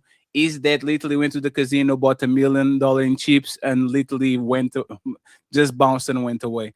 Donald Trump might be the mess, like he might have the results, but if you actually look at history, I think anybody on this panel just putting the money on the S&P 500 and going to sleep for 20 years would actually have better results than him. Matter of Atlantic fact, City is a wreck. I go there almost every year. Before Trump, it was really nice, and now it's a piece of shit. Like, Fatty, who do you invest with? Fidelity? Who do you invest with? I'm curious. Who do you invest with? The who? The Giro is a stock exchange. The Giro, DEGENIRO. So have you ever traded in indices? Because you named it S&P, right? That's the indice, right? You ever traded in indices? You're talking about index funds? Yeah, the index. Have you ever Yes, traded? I have money on the S&P 500. Yes, absolutely. Okay, so are you a retail stock trader, or do you have a license or whatever? No. I'm a retail. How would you know? So how would you know what somebody's outcome would be?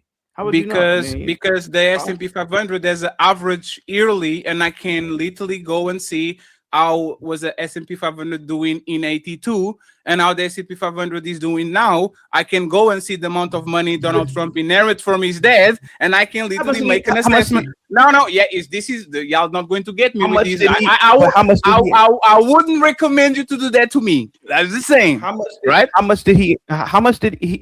Fatty, hey, can we did Donald Trump? How much did Donald Trump inherit from it? How much did Donald Trump inherit? $300 to $400 million. Dude, his dad didn't have that kind of money when he absolutely did. It's a character. Hold on. If this number is accurate, hold on. Hold on. I got this one. Hold on. It's $400 million. If you account for inflation, right, bro? Hold on. Looky, Donald Trump got a head start from his dad. Can we just keep it at that? He got a head start. Sure. I'll take that. But he's all. Okay. You got a head start. But hold on. One second. I got you, Admiral. So Donald Trump, as a source, claimed that he got $1 million, a small loan of $1 billion. The New York Times, after investigative reports based on 100,000 pages of tax returns, found out he was $413 million.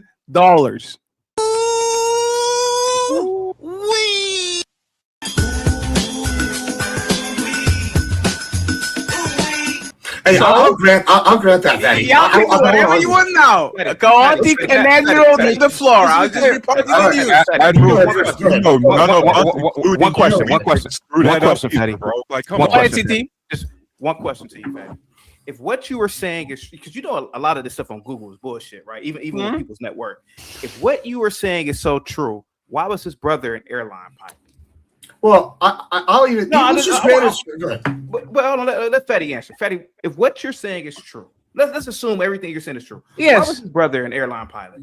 Because he likes to fly planes, and because because he likes to fly planes, and the second one. One second, no, let me actually tell you. flight pilots are probably top 5 in the most well-paid professionals if you're not taking motherfucking diamonds from the floor. So his money, no, 1 second. So his money and his status. There's no more, if a pilot comes into the room, as long as he's not the president of something, the pilot probably is the most high status in 99% of the rooms and is the best paid in those rooms. Why wouldn't he become a pilot if he likes to fly planes? Real quick, flight. Well, on top of that, I just want to point out. I just want to point this out because you were saying if I was to get $1 million from my dad and to just throw it in the S&P and wait 20 years, I would make a better return than Donald Trump. That was your claim, Fatty. I just typed into. That was not my claim. No, 1 second. That was not my claim. 1 second. My claim was if you pick the money that he inherent, which is $414, if you put that money on the S&P 500 in 2019, not in 2010, not in 2000, not in. If you put that 6 years ago, the S&P 500 literally doubled the money. So if you connect that to his fact that he's doing business deals using his presidency role, you would have clearly way more than $1 billion. You still will be a billionaire. One second, please. Only in 5 years. This is not. This is not debatable. What are we doing? It is debatable. One sec. Because if it was to double, if it was to double in value, you still wouldn't have $1 billion. What we got? And Trump is multiple billions. I was promised I get to respond to this. I would like to respond to what you said, Patty, since you guys are here. I got you, Tom. Don't worry about it. I'll go to you, Tom. I just before they keep responding to something. What is that, Ghosty? I want to correct like what's My being bunny. said. So Trump gave yes about a 400 million in a bunch of different ways. Like a lot of it was through like some of it was stocks, some of it was real estate, some of it was businesses. Him and his brother also sold their dad's business for like $170 million or something like that. And it was so it ended up being a total of 400 million over the course of like years and years and years. So it wasn't like he was just given where he says I was given a small loan of $1 million. It wasn't like they just gave him $400 million in one sitting. It was over a bunch of different a bunch of different ways, a bunch of different means, a bunch of different periods in time. It was so, and then on top of that, you add inflation to it, and like how much that would be today, it would be very different numbers. But yeah. So you disagree with the statement, just to make sure, so you disagree with the statement that Donald Trump is not outpacing, like the original statement is the master of the deal, and I'm saying. Technically, anybody on this conversation, if we inherit the money that he has and did conservative investment, we will be very close to what he has. Is that an unfair statement, Tom, or you agree? The reason that's like really important is because people who like if you go work at a like a record label or something like that, by far the majority of people that they bring in, they fail with, right? They'll fail with like 99% of the artists that they bring in. They don't make albums. They don't get on like the Billboard top 100 or anything like that. But the 1% who does ends up bringing in all of the money to pay off for those people plus more. And so that's kind of what it is with somebody like Donald Trump, where you have that much money, you have this many chances to keep gambling with the money and eventually make money, where they say like, oh, he went bankrupt this short amount of times out of like 500 businesses. Well, yeah, if you get chances at 500 businesses, you got to hit like big once or twice only. And so, yes, most people don't have millions and millions of dollars to invest in that many businesses and fail that many times. I would like to respond now. All right, couple things. Let's just, hey guys, my conservatives, trust me, I got this one. Just like let them. It's gonna sound like I don't know. Tom, come over here, Tom. But just don't trust old Papa for a second. All right. First of all, let's just grant Fatty's premise, except for the S&P thing, that he got 413 million. We don't even have to do what Tom Foley said. Let's just say he got it straight cash or whatever method Fatty wants to claim. I'm going to let him say all that because I don't really give a shit about any of that because that's not important to the point we're going to make. Let's just grant all that. Okay. So first of all, we can all say 413 billion is less than 413 million is less than $1 billion. So that sounds like it's less than $500 million. So okay, cool. We at least doubled it. So that's at least pretty good. Secondly, we got to factor in 70% of wealthy families, the top 1%, they lose their money by the second generation. So, okay, he's in the top 30 percentile at least. And not only is he in the top 30 percentile, he's actually doubling his fucking inheritance if we just take Fatty at face value. So, no, it would be better than the S&P, even at Fatty's best argument. Even with his argument granting all the money, that's just not true what you said. It's not true because one, that's accounting, like Tom said, for over the course of lifetime, valued it for inflation. It's not like he got this 413 mil straight cash yesterday and it's in today's dollars. That's important. Tom will agree with that, as you just laid it out. Now, even if we grant that premise, no, it's just not happening. Secondly, y'all brought up the businesses. He's got over 400 or 500 businesses, 6 bankruptcies total. Wow. I wish I had that ratio. I own 3 businesses, and I've had to fucking sell one. I didn't even want to sell it. I sold it because I wanted to buy something else. If I made that as good as Trump, I could have kept that business, and then he made 5 more, and they got 1 bankruptcy. That would have been pretty good. You know what? Like, this is a common practice in business to have bankruptcies, especially at the high level. So that argument's out the window. Now, let's just go talk one more thing. When you sit here and say, oh, you're blaming him saying his daddy gave him, let's say his daddy gave him all this cash straight. You're mad that his dad was successful and taught his son not to be like this other 70% of losers, and he took that advantage and ran with it and was one of the most premier developers in all of New York City, the crown jewel of the economy in the United States, until Dallas came along and stole all that shit, because we're better here in Texas than we know it, like Globo Gym. And I gotta say, when y'all sit here and call me a wrestler, by the way, I love it. That's good. I'm trying to match the energy. Fatty puts on a good show and has all these people dancing and all these gifs. And you know what? I gotta say, if we're gonna do that, you got to bring some charisma, and the whoopings are happening right now. And I don't even need the charisma because we're just speaking fact. Well, the problem is that we can't fail that many times, though. Tom, I put you up there for you to be a moderator, Tom. It's over. Hey, friends. Which billionaire rug pulls their own constituents when you have $1 billion? Donald Trump literally created the Trump coin and rug pulled their old supporters and fuck his old shit. Donald Trump, even 4 years ago, was convicted of fraud on Trump University, $25 million, because that motherfucker is so greedy and he was struggling so bad that he had to literally scam these people. Not only that, the New York City, this man is a master negotiator. New York City banned him from doing business from 10 years and gave him an ass whooping of a fine because he was lying on his tax returns and on the money notes. Donald Trump couldn't literally borrow money from nobody. If y'all know anything about politics and economics, once you have the money and the power, you don't even have to spend your money. The bank comes knocking at your door and saying, sir, let me borrow against your money. You don't have to spend nothing. I'll give you 2% interest and you can gamble with our money. He was so bad at gambling with the bank money that he had to go outside of the United States looking for financing. Respectfully, friends, respectfully, Donald Trump is a motherfucker that stumbled upwards. That's all. He's one of these individuals that has the ability of stumble, and when you look at him, instead of him being on the bottom just like us, he actually stumbled upwards because the Trump brand actually has power. And the Trump brand didn't stop with Donald Trump. The Trump brand started with his dad. If you look at all his family, you can see this family is very well positioned. Even the kids. One second, please. One second. Let me just finish, and then you got it. Friends. Just one thing.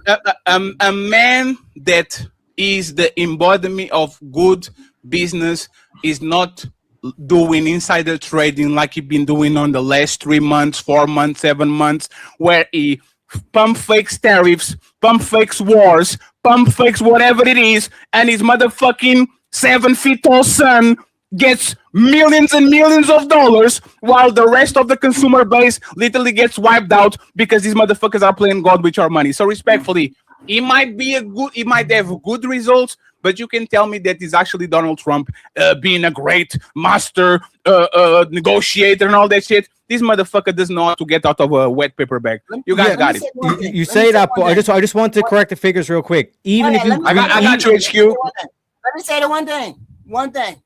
Grifters and shysters come in all money brackets, and Donald Trump is a grifter and a shyster at the highest level. Period. Right, great. So just to correct the figures, just to reinforce Admiral Gibbs's argument. City, you go and interrupt it afterwards. Even if you grant that Donald Trump inherited 400 million before his presidency, he had a net worth of 7 billion, which is a 15x increase on what he inherited. So to say that he couldn't fight his way out of a paper bag, you're showing that you're financially where did literate. you got this number?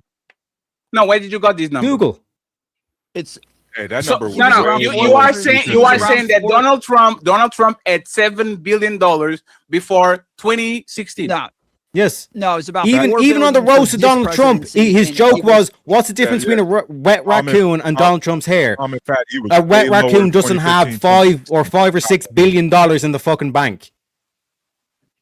So why is it? I thought the numbers was quoted as 3.5. And there's it, and of the 3.5, once again, in the bank. That's not your network, because that motherfucker was in massive debt. That was the assets. If you actually look at the massive debt that he has, to the point where he couldn't actually buy, he probably was worth as much as me and Tarus. It just said respectfully, right? But once again. No, he literally says that. He says that he was talking about the fact that he was pointing at grocery men, saying those guys are worth more than me because he had so much in assets, like big houses and everything, but he was in more debt than what he was worth. Tom, you remember his sons bragging about the fact that they didn't need American funding because they was getting it from overseas? Because to Fatty's point, it got to the point where none of the banks here in America would loan money to him. It's okay when they do it, though. If Joe Biden does it, it's a big allowance. scandal, or Hunter Biden. I'm actually, I'll take it. I'll bite the bullet. It's based that Biden and it's based Trump is doing it. Fine. I'm glad that they're successful and they're going to have money for their kids. I don't give a shit. He's either broke and successful or he's corrupt and successful. I don't give a shit. He's either broke and I just don't get it. It's like, no, I don't give a shit if they're corrupt at this point. They're all corrupt. All our leaders are corrupt. We all know it. So at least this guy's coming in and cleaning shit out. You're not going to sit here and sell that shit to me. I don't give a fuck. I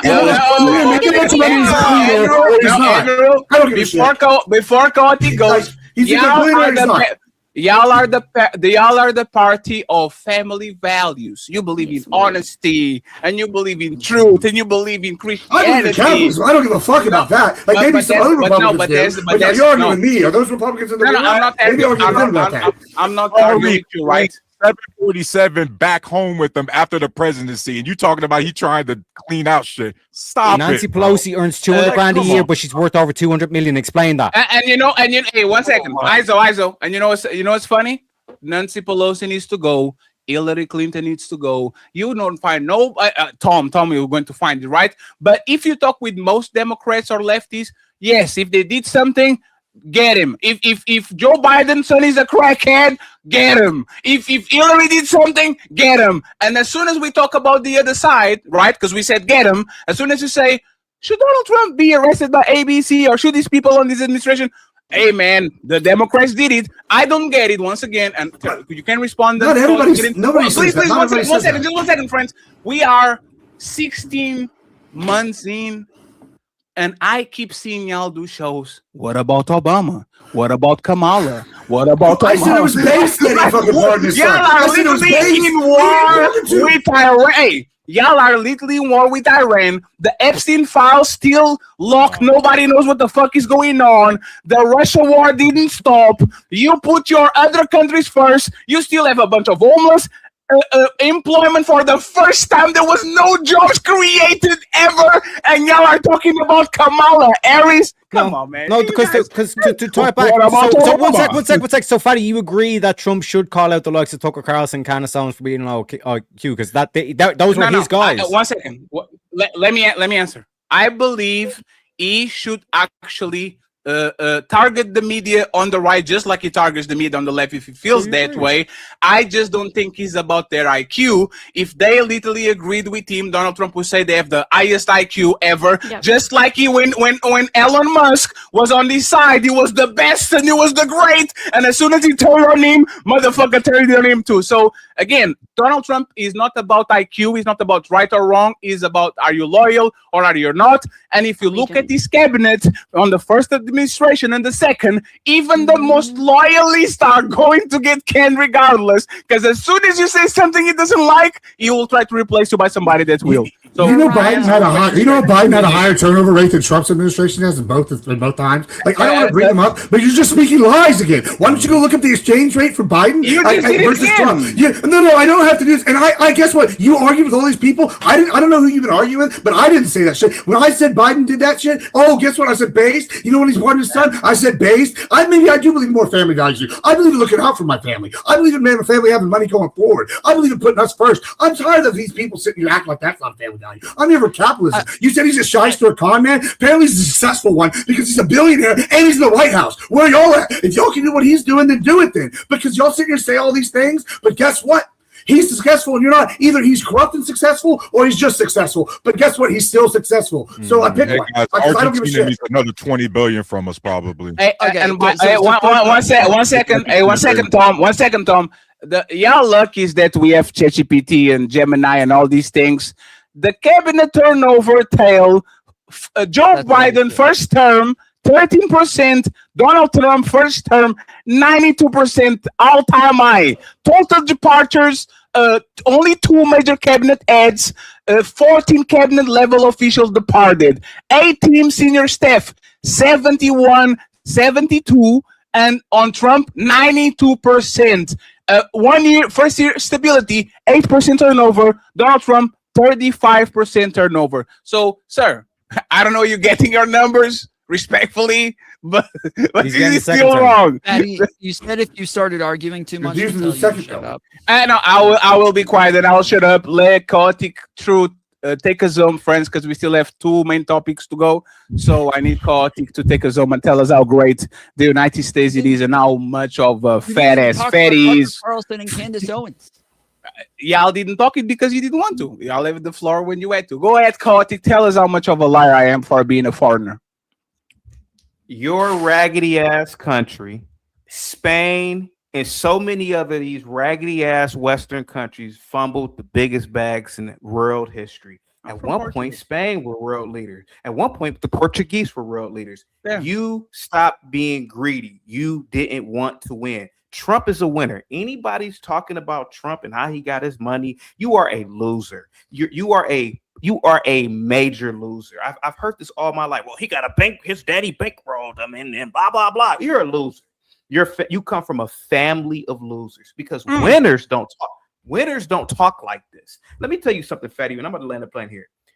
Rule number 1: attack, attack, attack. Rule number 2: admit nothing, deny everything. And rule number 3: always claim victory, even in defeat. Donald Trump is a winner, Donald Trump's America. And I'm not gonna let somebody Sounds like like a you, trophy. Fatty, I'm not gonna let somebody like you. I'm not gonna let somebody like you, Fatty, with your foreign ass, with your Portuguese tongue, disrespect my president. What is your country doing? It ain't winning. Let me answer. It ain't winning, bro. Let me answer.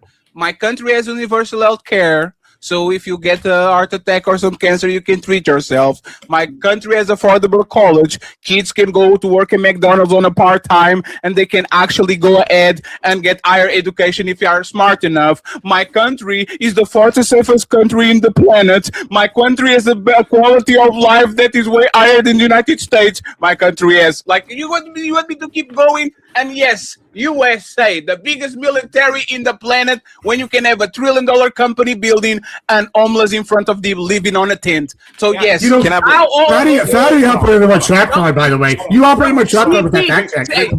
You did this fact check. Hold on. You know why I quoted Biden's thing? Because I set you up. Here's the thing. What Kamala became the candidate. Guess what? That turnover rate, including Biden's coup, jumps to 93%. And guess what? That's higher than Trump's turnover rate. So the Democratic turnover rate for the presidential candidates still higher than Trump. And the first term was higher than Trump. Did he say Kamala? That's right. That's right. You got to factor in the fact that Biden's administration's first term turned him over as well. Ain't that a bitch? No, he said Kamala. Go ahead, Chaotic. Hey, Tom, take us home, Tom. Go ahead, Chaotic. He said Kamala. This is personal between me and you. Oh, shit.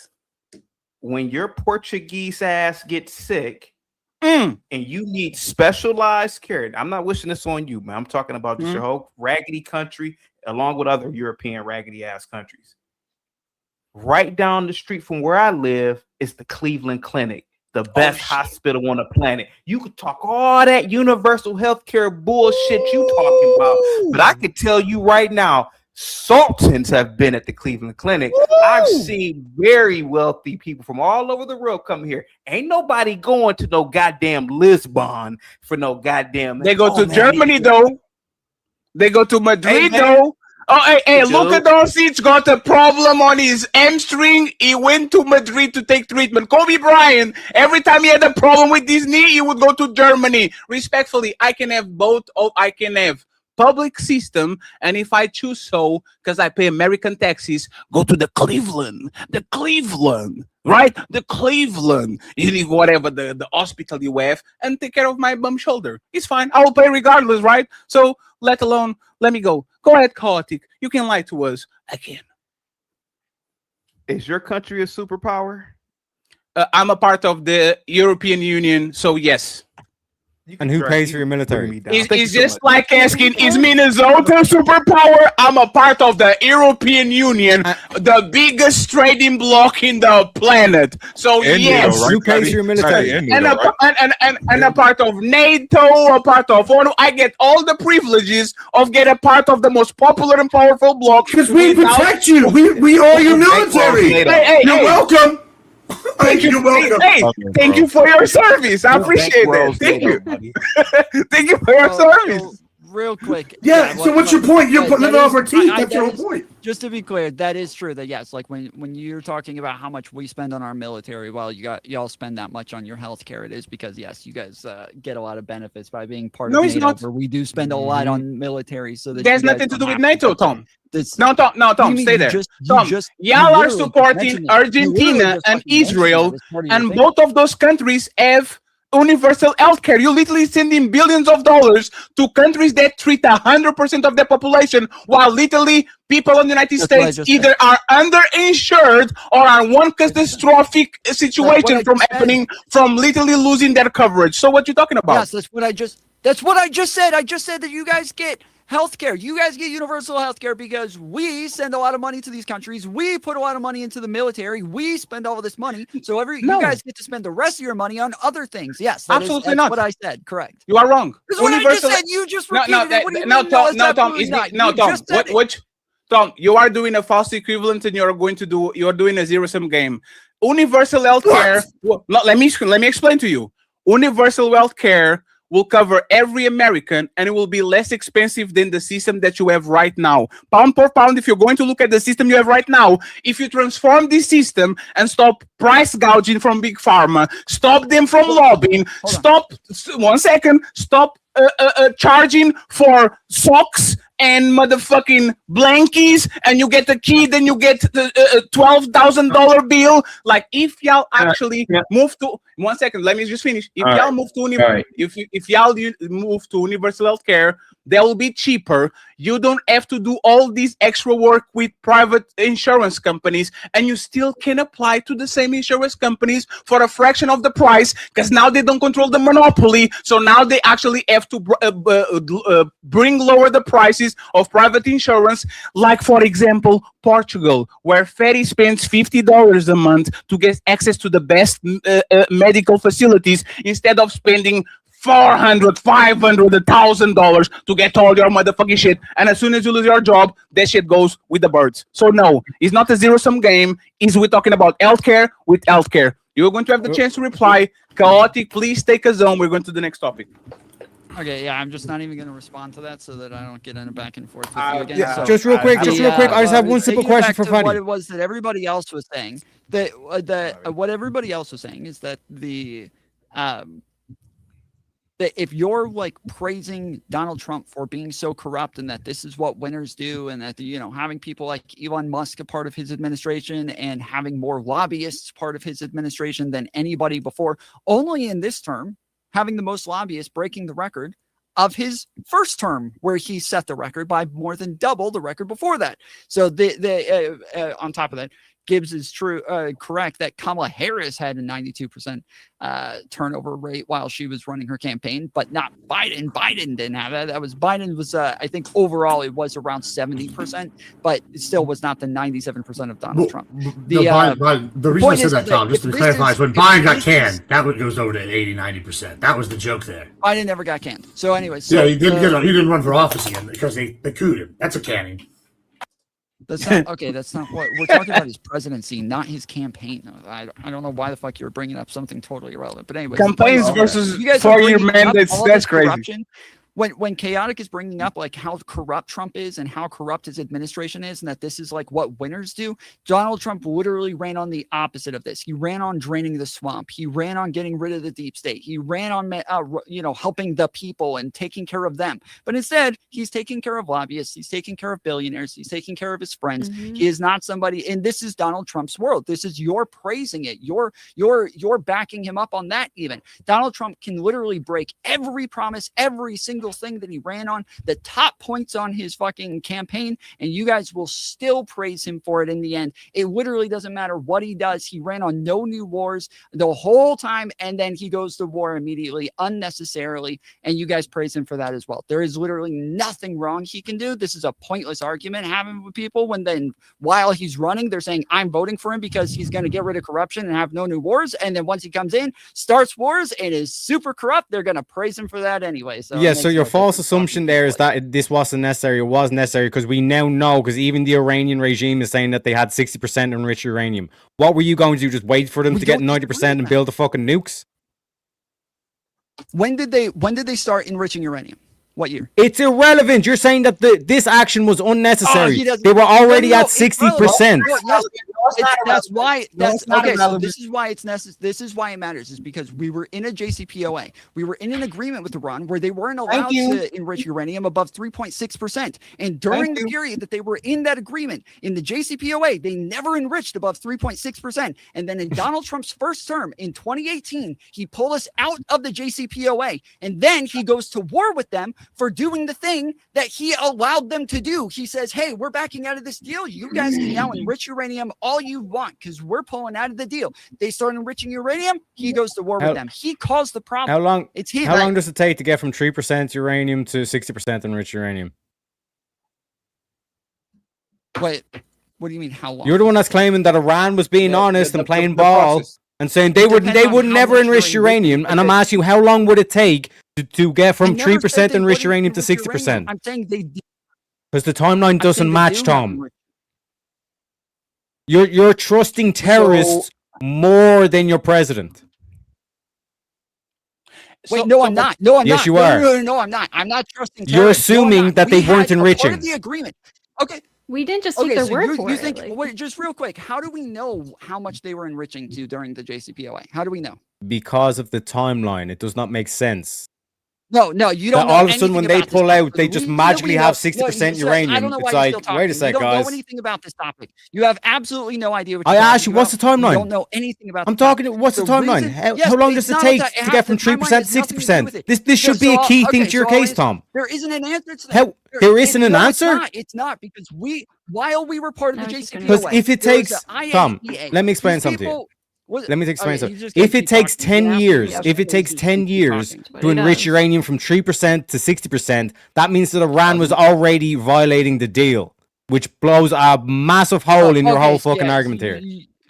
Sure, yeah, you can do it in like it depends on how you're doing it, and even if it was shipped in, got it from that's not very else, confident. Like, it literally, but no, it doesn't matter because we know that we have audits on them during the period that they were in the JCPOA. We were going in, so we again. You keep saying they are lying. We are not trusting Iran. We're not trusting Iran. You don't know what you're talking about. You've never looked into this topic. Why would you trust them? Why would you try to make a deal with people you don't trust? Hold on. Did I just say we're not trusting terrorists? Did I just say that like 5 times? Why would you want to make a deal with these people then? You don't know what you're talking about. Shut the fuck up. Why would you want to make a deal? You can't tell me how long it takes to enrich it. I'm listen. I'm trying to explain it to you. You just will not listen because you have no fucking idea what you're talking about. So the IAEA is an agreement that we had, or a group that we had coming in from the UN that was doing audits on Iran, where they would go in and check all their facilities, check the uranium, check how much Who was they were doing that, enriching Tom? everything to. And even if they lied about it, they still found out. And when they did lie about it, IAEA were the ones who reported it first and told us that they were enriching uranium to 60%. And then Iran came out and said that they were enriching uranium to 60% because they were caught on it. We know what they're doing because we have audits on them. Yes, which means when voices clash, ideas crumble, and new truths rise. Welcome to Breaking Ground.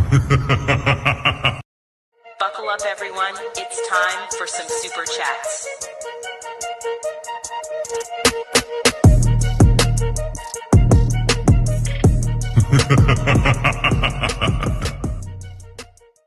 We are going to get the Tina over here because she's almost falling asleep. I got you, Tina. Don't worry. The Gina CEO with $5 saying Trump 2028.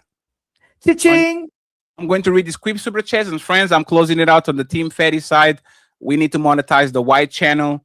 There's the link in the chat. I'm going to read all super chats, and we go straight to the main event, friends. We're going to bypass the China thing so we can talk about the Jesus thing, okay? The Donald Trump as Jesus, so we can go from there. We have Jimmels. The untouchable empire, baby. With 1 membership. I appreciate you, Judas. We have the lovely red lipstick vibes. You can find her on Sunday. On the ladies first, I appreciate you, The Red. untouchable empire, baby. We have Frederick in the building saying hello, everyone. The untouchable empire, baby. Member for 6 months. Twisted Puppy has a new emoji come through with 5 untouchable memberships. I believe that there's multiple so-called black leaders who believe that they are untouchable. The untouchable empire, baby. Thank you very much. We have TJ from the Truth the Fire podcast saying there is no war. It's a conflict. Ooh-wee. Thank you very much, sir. He comes back and says, tomfoolery. Stop calling it war. Only Congress can declare war, and they have not. Calling it a war is propaganda and inflammatory. Thank you so much, sir. I appreciate you. We have Savage in the building, the sponsor of the show right now. He says, the left doesn't hold the left accountable. Thank you very much. He comes back and he says, the Democratic House member was shot by a guy Tim Walz hired in the government. Another one. We have Mr. Savage back again saying, Ukraine is not our ally. Thank you very much, sir. Member for 22 months, Mr. Justin D saying, LOL, that money that Obama sent to them was owed to Iran. The U.S. had those funds blocked. The untouchable empire, baby. We have Virgo Girl. She been so nice to me lately. Shout out to Virgo Girl. He says, Trump says he likes stupid people. Oh, damn. Oh, man. Hey.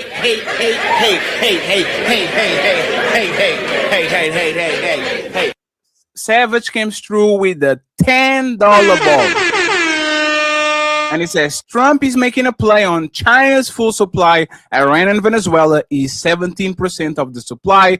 We took out 40% of Russia's full distribution 2 weeks ago. We have Savage back again saying, you're a woman. We don't care about your thoughts on politics. Oh, damn, that's crazy. We have the real DJ Ghost Entertainment. He says, what is up, fatty? I wanted in on this debate for real. We have a full house. Our guests are bringing a tremendous amount of energy, so salute to him for actually doing great today. It's been a very entertaining show without a lot of name calling, not a lot. So I appreciate y'all for actually being civil, my friend. Savage says the left didn't care when Obama said he would stop the wars, then bomb more countries, didn't care about Ukraine, but now they care about Iran, but still support Ukraine. And dollars from Savage, and he says again, raise your hand if us being at war with Russia is just a fight. Oh shit, we have the lovely Doris in the building, member for 3 years. Love you, Doris. The untouchable matriarch. I appreciate The you. untouchable empire, baby. I appreciate you, Miss. Thank you very much. Savage saying the U.S. supplements your country. How can the U.S. supplement my country? when NATO is literally a defensive force, and there's not been defensive wars fought in the West on the last 60 years. I wonder, like this myth that the United States, if the United States were attacked, absolutely. If Portugal were attacked, the only country to actually press the button of Article 5 was the United States. And spoiler alert, it wasn't Afghanistan that brought 3 towers down with 2 troop planes. I just want to leave it out there. I want to be on YouTube, so I'm not going to talk about this anymore. Okay. Thank you very much, Savage. I appreciate you. We have Savage against this. Fatty, you're wrong on healthcare. Beat me about it. Thank you, Savage. We have Savage again. Oh, they already read this one. Thank you very much. We have 5 to go. We have CTG Policia saying Tariq, how long does it take to go from obliterated nuclear development as claimed by Trump to almost having a nuclear weapon? 9 months. Oh. He's talking about the deal that we had before. We had Admiral Gibbs again. We told us in the UN inspectors famously great at their jobs. They were right about Iraq. Just saying. Twisted Pup, $20. I appreciate you, my brother, for supporting the show. This is a great back and forth. Untouchables forever. Thank you very much, and I appreciate it. And my boy Drobonaut coming in with 5 untouchable memberships. Thank you so much, my brother. I appreciate you.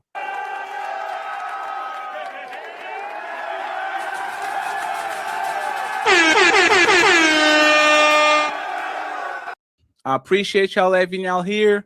There's 200 and a lot people on the Team Fatty side. I'm going to close this stream now. Come to the Wake Up Fatty show and at the watch hours on this side. You can support via Cash App or Super Chat by the coffee link that is going to pin on top. We're going to go back to the show. So friends, I appreciate y'all that are watching on the Team Fatty show. I see y'all on the other side. When voices clash, ideas crumble, and new truths rise. Welcome to Breaking Ground. And we are going to go, friends, to the main event because, let me get the Tina over here and Mr. Chaotic because they're talking about it. Let's go to the main event. It's time to do. And by the way, friends, every single content creator here, the links are going to be in the description. Please go ahead and follow them. I would appreciate it to support them on their endeavors. I want them to come here at least 2 times a month. So let's make it worth it, okay?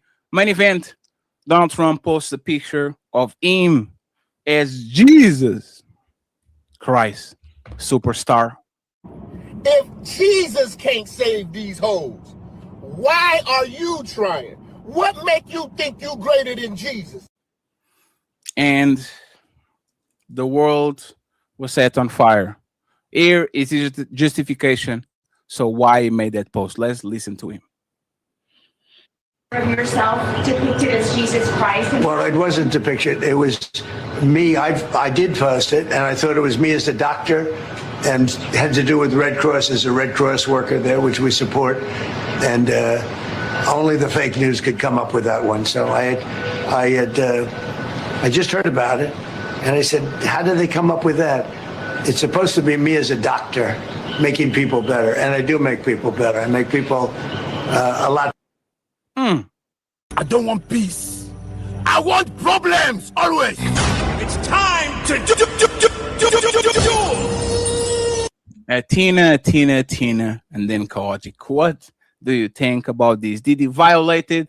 Did he use blasphemy against y'all God, or he actually did nothing wrong? What's your opinion about it? So I know that he wasn't the one to create the picture, but he still reposted it. And then the picture that he reposted was actually altered.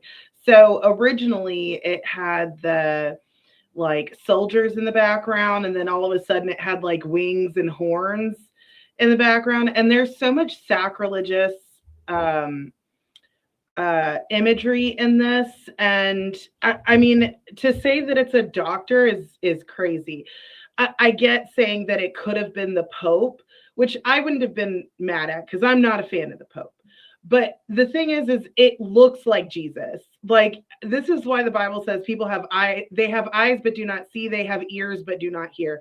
And this is why I say no one's above reproach.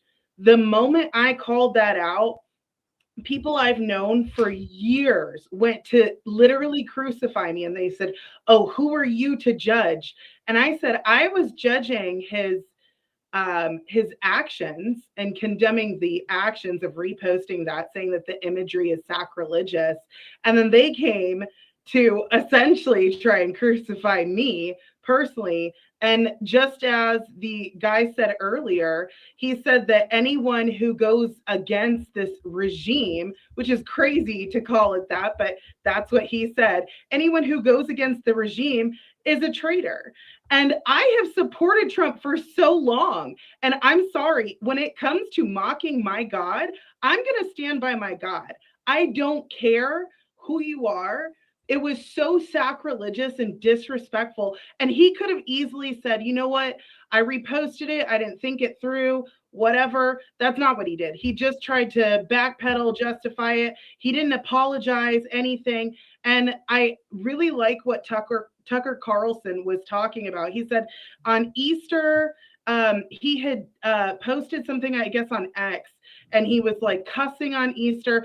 I don't mind him making fun of Islam because, I mean, I'm not a fan. So, but he was making fun of Islam, making fun of the Pope. Again, I don't care so much because I'm not a fan of the Pope. But it's like he doesn't have accountability for the things that he says. And the left has been saying this for a long time. And mind you, I've supported Trump for a very long time. I didn't always agree with everything he said. But when it comes to God, that's when I got to take a step back and say, you know what, you're not above reproach. And he should have apologized for this. He didn't. Instead, he just kind of like made some excuse that he was a doctor. Anyone with eyes to see knows that that's not a doctor.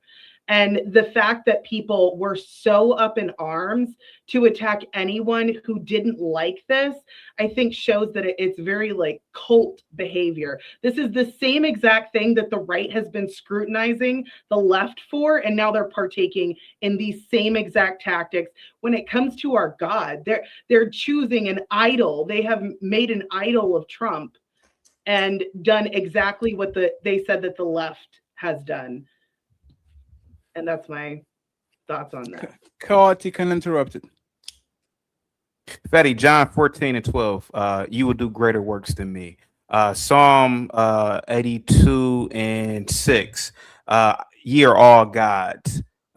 These are in the Bible. Secondly, Fatty, or whatever. Secondly, thirdly, whatever. There's no image of Jesus Christ, to my knowledge. Nobody knows what Jesus Christ looks like. There's never been any picture of Jesus Christ. The image that we see is actually an image of somebody from Europe, one of the royal families, like the canonized. Yeah, Cesare Borgia. Thank you so much. So nobody really knows what he looked. Hell, he if anything, he could have looked like me. I don't know, man. But the fact of the matter is that Christ, according to the Bible, he says that it said that you will do greater works than me, meaning that if you're going to copy somebody, why not copy the best cat? Even if that was Trump attempting to look like Christ. So what? Is he not a child of God? Is he not? Thank you so much, Carl Anderson, for the 28.41 euro. So the way I look at it is this: even if this was trying to superimpose himself as Christ, I don't look at that as anything wrong with that. Children play the three king scenes. We did it in school. Three kings and Christ. Give me a second. Excuse me. Bless you. Stop lying. Bless you. Stop lying. Stop gaslighting. So the way I look at it is this, man. Are not doctors healers? Do we not have healers right now? Do we not have individuals who literally work in the name of Christ? Do we not have individuals right now who do philanthropy? Do we not have these individuals right now who heal people? So why not imitate Christ? I don't see anything wrong with that. We did this when we were in school. The nativity scene. So when is it blasphemy and when is it not blasphemy? Is it not blasphemy when children do it? So the fact of the matter is that I saw nothing wrong with it, Fatty. I don't look at it as blasphemy. I think if anything, Christ would love the fact that an individual would have a picture like that, or if somebody dressed up like Christ, because why not dress up like one of the greatest human beings in history or gods? I mean, why not do it? He never said don't do it, so why not? Go ahead, Fatty. Just to make sure, any Christian other than the Tina here? I'm a Southern Baptist. I'm a minister with 2 religious doctorates. I have an opinion. Hey, you know what? Let the Tina go, and then you can get it right afterwards, my brother. Okay, so I believe that one of the first iconographers was one of the apostles. So we do kind of know a little bit of what Christ looked like. Just a little correction there. But regardless, I know what you're saying about Borgia, but I think comparing Trump to a kid, like doing this dress up, whatever it is that you called it, is a little wild. He knows exactly what he's doing. There's no humility in this. This is idolatry. And it's sacrilegious. And this is what I'm saying. Like, it's so disingenuous that you're not going to call it out. This is I believe you're a Christian. Is that correct? I am an institutional Christian. Yes. Okay. So if you deny him, he will deny you. This is blatantly sacrilegious. There's no humility in this. In no way. I have a rebuttal too, Fatty. Go ahead. Absolutely. In no Change way. our point to Tina, and then we get Admiral and Chaotic. And let me change our name because this is the speakeasy debate. This says against. I don't know exactly what By the way, Gibbs and Chaotic, if you want me to completely blow this argument out of the water, just let me know. Just call me up when you want, boys. Oh shit, 3 against 1. Damn, y'all can take a Tina 1-on-1. That's crazy. Jeremy, thank you so much for the $25 cash app. Jeremy has an emoji too. Go ahead, Tina interrupted, and then I want to hear from the 3 fellows. So I get that someone else made this image of him and then he reposted it, but we're not supposed to praise ourselves. If others praise us, that's one thing, but him reposting it and then saying that he thought it was a doctor, like, it's just, everything about this is so disingenuous. And then the reaction that people had, it's literally like watching a cult. Like, as soon as people, after, Trump, his ear got clipped and people started wearing the band-aids, I was like, okay, this is getting a little creepy. Like, at what point do you say this is not okay? Literally nothing he does will get any scrutiny from the right. And that's not normal. He's not perfect. He's not Christ. All right. Well, Fatty, you there, buddy? Yes, sir. 1 Timothy 2:12. I do not permit a woman to teach or have authority over a man. 1 Corinthians 14:34. Women should remain silent in churches. No offense to you. We're not in a fucking church. Let me. Oh, I'm sorry. You can land the plane, Mr. Chaotic. Yes, you can land it. Was the universe not created by God? Isn't the entire universe a church within itself? The fact of the matter is that I'm listening to a woman trying to teach me about the Bible. Ma'am, you are in no position to even talk to me about the scripture. No, you're just not. No one. Hold on. I was quiet. No woman is. You're not. I mean, no offense to you. You're not a man. You are not the master and commander of this planet. You are not over. It's man. Wait, so why is Trump's spiritual advisor a woman? Can I ever finish? Spiritual advisor is a female. Don't say it's fine. I don't want to do it. I got it. What? Call it what you want. What is LeBron looking for? Chaotic and interrupted, and then the woman, okay, is going to have the chance to reply, Miss Ghosty, and I got you, Atina, and then I remember Admiral and Mr. Teriak. Okay, go ahead.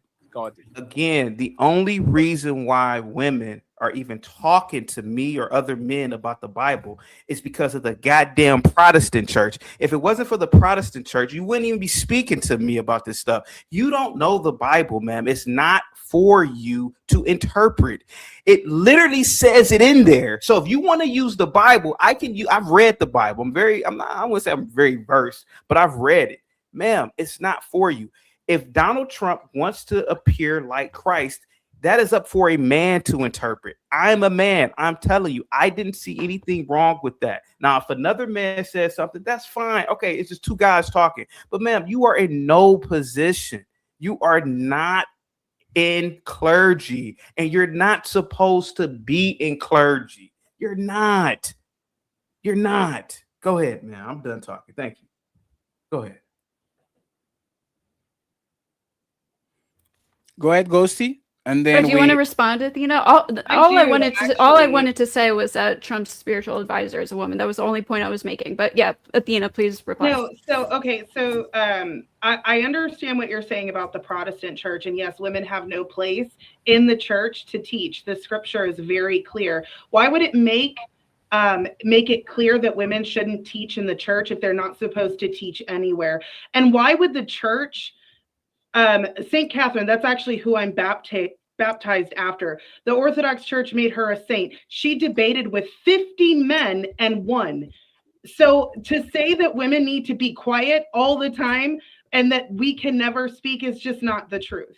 So you're being disingenuous. You know that that's not true, and you're trying to bank on the fact that maybe I don't actually read my Bible. I'm an Orthodox Christian. I have been in the church since I was younger. Do I believe that there should be any women clergy? No, absolutely not. That's not what we're saying. There would not be an etiquette for church if it was just the etiquette in general. There's a reason why they specify women should act this way in church, because outside of church, we can absolutely have discussions. So I just wanted to say that. I think it's important that you said something just now that I think really needs to be framed in the aspect of this number. I'll let you finish rebuttal, then I'll go fully chaotic. I just want to say, since you're such an Orthodox, it makes more sense why you specifically would be upset about the iconography. We can go into that a little more in a moment. But chaotic, you seem like you want to. I have a whole thing, but I want to let him rebuttal. I just want to make it plain and clear, ma'am. God made your hand small enough to wrap around a mop. You are not. What? You are not supposed to even speak to men unless it's your husband, ma'am. And this is one of the problems, man. You are up here, women. I mean, the fact that even women can muster up any opinion about Trump is wild. It's insane to me. You shouldn't even have the right. Women shouldn't even have the right to vote. To be completely honest, you got to tone that down. Aren't you the guy who hates Islam? Okay. Like, I'm so confused. Oh my God! Hey man, hey, do y'all want to talk? Do you want to talk or not, man? Hey, Friends, I know it was very incendiary, but you have to let him finish. The content presented on the following show is intended for satirical and educational purposes only. The views, opinions, and statements expressed by panelists and guests are their own and do not. You're muted, Fadi. Go ahead, Kotick, and interrupt you, please, and mute yourself, and then Admiral Gibbs. Kotick, you're muted. This is why the West is losing. We have too many. What's up, Danny? Thank you so much for the $5 cash app, buddy. Salute to you, man. Positive. Thank you, Frieza.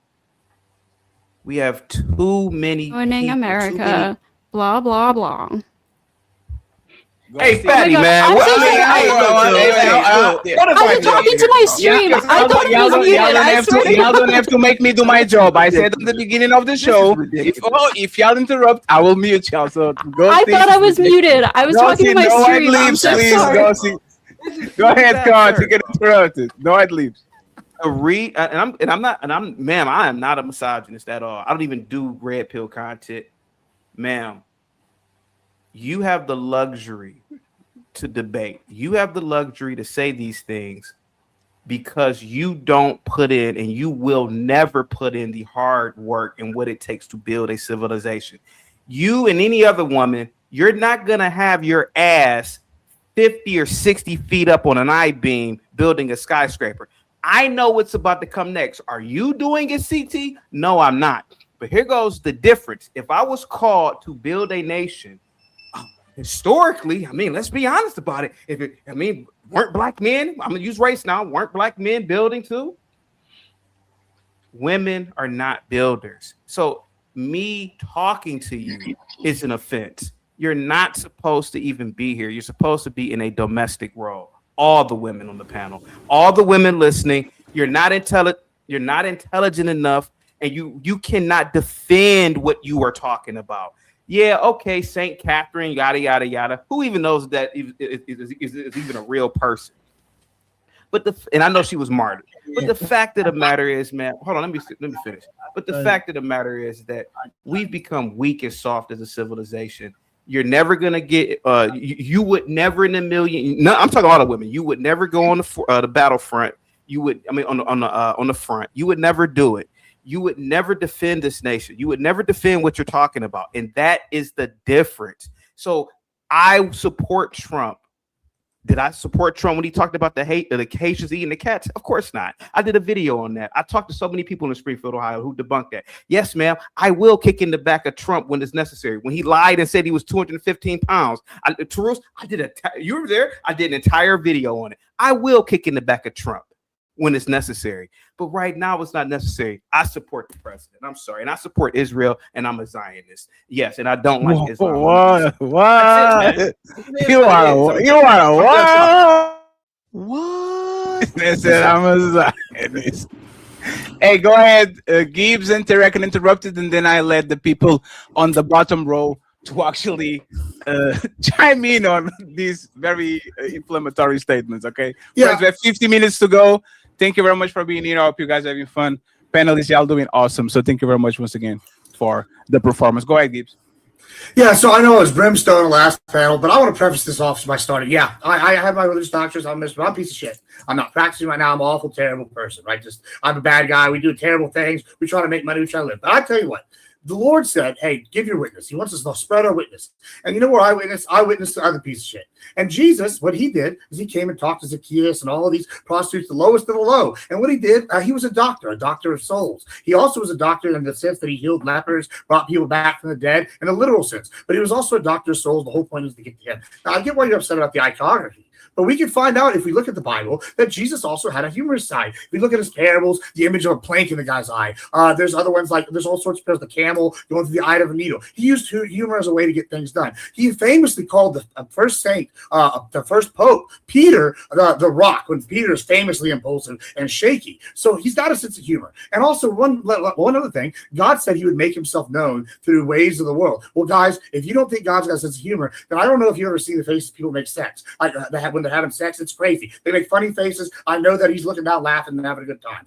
So all these things, you can see God in many, many ways. Now, here's kind of my point with this. When you talk about this, Trump says he's a doctor. You know what? He is a doctor. He's trying to heal this nation in a sense. He's trying to heal the soul of the nation in a spiritual sense. He's trying to heal this nation in an economic and America first sense and bring us back from this like this. And you know what? He shared an image, may I, doctor, whoever. Trump's already said he's going to double down on shit all the time. He's already said this. This is the art of the deal. He lays this out. If you follow it, whatever. Now, you're asking Trump to be something he's not. You're saying be Christ-like. That's a goal. That's a worthy goal. But he also wants us to witness and be ourselves. And a little bit of us is in God. God's confident. He's omnipowerful, all-powerful, omnipotent, omnipresent. He can do whatever he wants. You don't think that man is somewhat cocky? That's God, or woman, or whatever. He's an ethereal being. There's some of us in God in every way. So when Trump is out here being arrogant, being cocky, this is God. He literally says he's a jealous God. He kills other denominations of faith. He blows them up. I don't know if you know this about blowing up stuff in the Bible. Sodom and Gomorrah is a good example. But that's fire and fury if I've ever seen that expressed in something. And Donald Trump said that. So Donald Trump is being him, and you see God through him. I get that you're upset specifically because the Orthodox are about the iconography. But as Southern Baptist, I actually see it differently. I see his mistake, even if it is a mistake, and him not being, is him being him. And this is an opportunity for us Christians to go on these panels and witness to other people that we otherwise wouldn't have the opportunity to. So you're welcome. I think it's all around a good thing. And this is a good chance. Now, I get where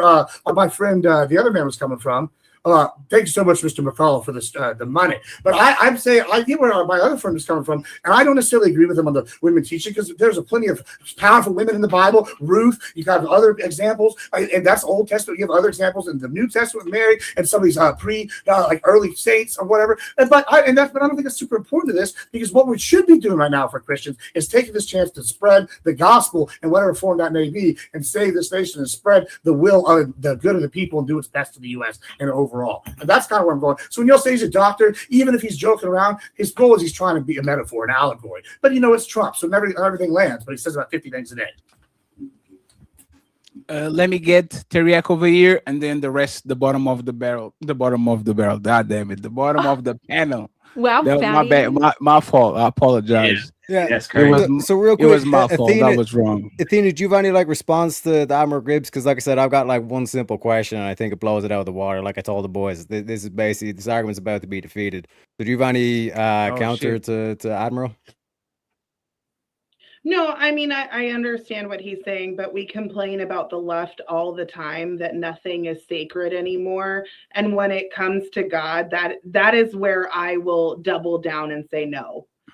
It's not okay. I understand having a sense of humor. I actually have a pretty dark sense of humor. That's one of the things that I have to repent on pretty regularly, but that's not something I will joke about. There are some things that are sacred. And yeah, in the spirit of calling out our own side, gentlemen, Chaotic Truth and Admiral, I think he's made a bad argument. You know what I'm saying? Because fundamentally, I've got a real quick question for you, Athena, because I'm not a Christian. I'm a simple deist. You know what I'm saying? Mhm. Founding fathers were deists as well. Can you tell me, is this a picture of Jesus? I can't see. Roman, isn't it? I don't know what that is. That looks like he said, like a Roman thing. I don't know what that is. Oh, it says tarot. It's the tarot. Yeah, so just because someone dressed in a white robe with a red shawl around it doesn't mean they're depicting Jesus, correct? Stop gaslighting her. That is obviously a depiction of Jesus. That's how you do it, pretending that boys. it's Simple not. as who the fuck said it was Jesus? Who the fuck said it was Jesus? A bunch of Damn, leftists who are holy atheists anyway? Get the fuck out of here. Don't be and then Ghosty says they're gaslighting. They gaslight you into trying to turn you against Trump. Nobody said that was Jesus. And as Trump said, he was a healer. That's how healers used to dress back in antiquity, baby. So this whole argument that was Jesus. The Exactly. Where does it say Where's the there's cross? Jesus, guys? Where? Where's the Exactly. cross? Yes. Where is the nail? Where are the nails, friends? So okay, so Where's first the off, crucifix? the idea that it's a bunch of like lefties telling you that it's Jesus, it's not. Like by far the majority of people on the right have been condemning Donald Trump for what it is he did here.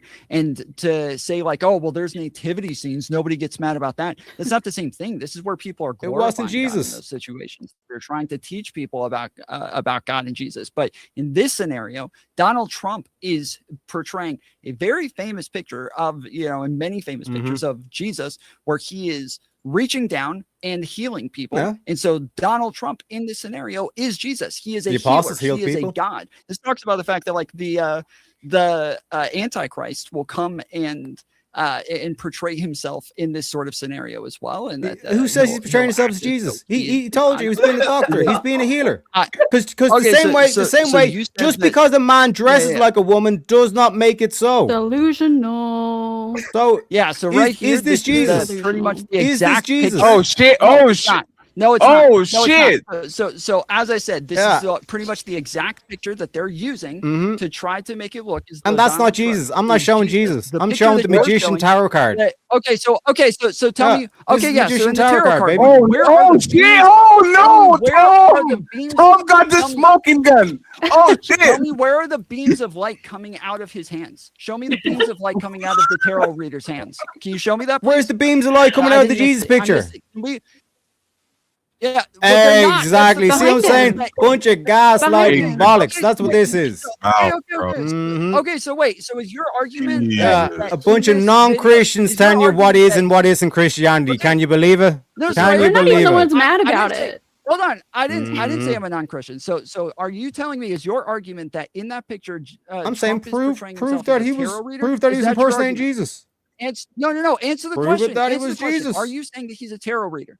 Just answer the question. He's a light Are bringer. you saying That- he's that's a tarot common- reader? that's Yes or common no? light He- bringer he's not- iconography. He's scared as fuck. Yeah. You are such a pussy, dude. You How are am I so pussy? Yeah, scared. I destroyed your Why argument, and can't you now you're going mad. Shut up. because I He destroyed doesn't your engage. argument. He does this every here. time. Hey, I'm here. Rickety rickety We Rex. have to answer the questions. What was the question, Tom? Ask a client so we can get the answer. Go ahead. Question is, are you saying he's a tarot reader? Yes or no? That's it. I'm saying he's a light bringer. question. That's light bringer iconography. Yeah, he's not going to answer.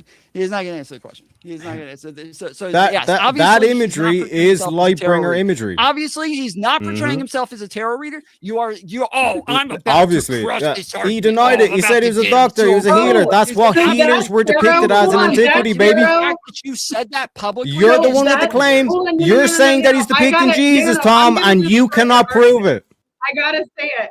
So that tarot, What do you mean?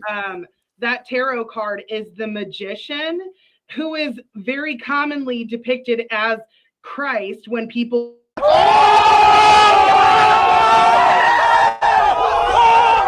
When people do tarot readings, they use that as Christ, just so you know. So are you saying that tarot is Christianity? No, I'm saying Exactly, that there's yeah. a lot of people who, when they're doing like readings, I just started looking that up because I wanted to know who that character was. He's the magician. And Mhm. what And is Trump is a Christ magician. called? The great magician. In the tarot, you can look it up for yourself, just so you know that it. So your argument, I'm sorry, is incorrect. It's not The incorrect. card deals with Where's the proof that it spirituality. was Yeah, Jesus? So okay, so when you say where's the proof? Here you go. Yeah, where's When proof? people portray Jesus, how do they normally dress? On a Like, cross. What is it that they would dress in? On a as cross. Jesus? They dress on that Yeah. across his clothes. That's crazy. You won't answer a fucking question. Is can he you? wearing a You're white totally robe? brain-dead, Is he aren't wearing a you? white robe with a red Is thing around him on the anything happening cross? up there at all? You think I don't know why they're arguing that. Is he Everybody knows dressed that's like that on the supposed to be cross? Jesus. Do you think a cross is clothes? And is that what you think? Okay, what I is asked you Jesus about wearing on the clothes. cross? When What is people- Jesus wearing on the cross? I don't know. Why are you pivoting? Exactly. My So why are you question trying to? was, Why people if you don't portray even know Jesus- that, then why are you trying to say that he's depicting Jesus? No. You're not even a Christian. So bro. he was I don't know why only you clothed can't- on you the can't answer a cross. question. I He need wasn't you to clothed follow any the other question, time in just his life, listen- just the cross. Listen to the words, okay? When people Base. portray themselves as Jesus Jesus, news what do they confirmed. dress in? How is he normally portrayed? What is he wearing? Can you answer that? He's normally depicted on the cross with barely Yeah. any clothes on. Yeah, he can't answer. He's not gonna. I just answered it. I just answered it, Tom. Don't get in your fifties, Tom. Stalin. This is not a debate. This is not a debate. The question was not how was Jesus dressed on the cross. The question was how is Jesus regularly dressed. Okay, let's not go with the cross. Let's go ahead, Ariak. You got How it. he's depicted, so that is clearly like a depiction of Christ. So you can. This is so disingenuous. Even the tarot thing, that's supposed to be Christ. Is the depiction of the tarot card? Is that you're saying that's Jesus Christ? Are you saying that tarot is Christianity? No. In tarot, they use that as Christ. Where? As a Show me the proof. representation for Christian. As a Yeah. representation. Show Okay, me hold the on, proof. hold on, That's hold He's a on. what the card Lightbringer. That's means. how ancient healers were depicted. But that's true. That's true. And Jesus is also an ancient healer. Here's the issue. All right, when we talk about like other like stuff like Apollo, the Lightbringer, or maybe the Morning Star, or all these things, and we start wanting to get into the eschatology.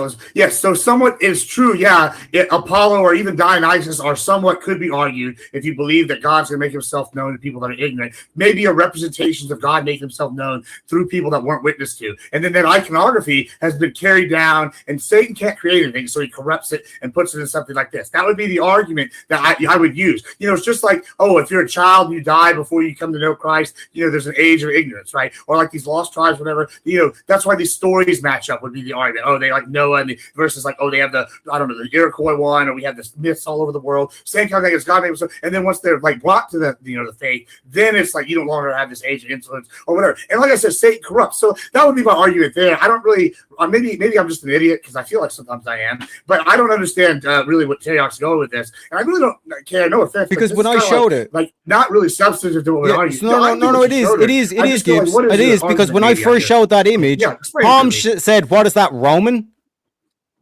So when I showed that image, it wasn't like, "Oh my God, Jesus!" instantly popped into your head.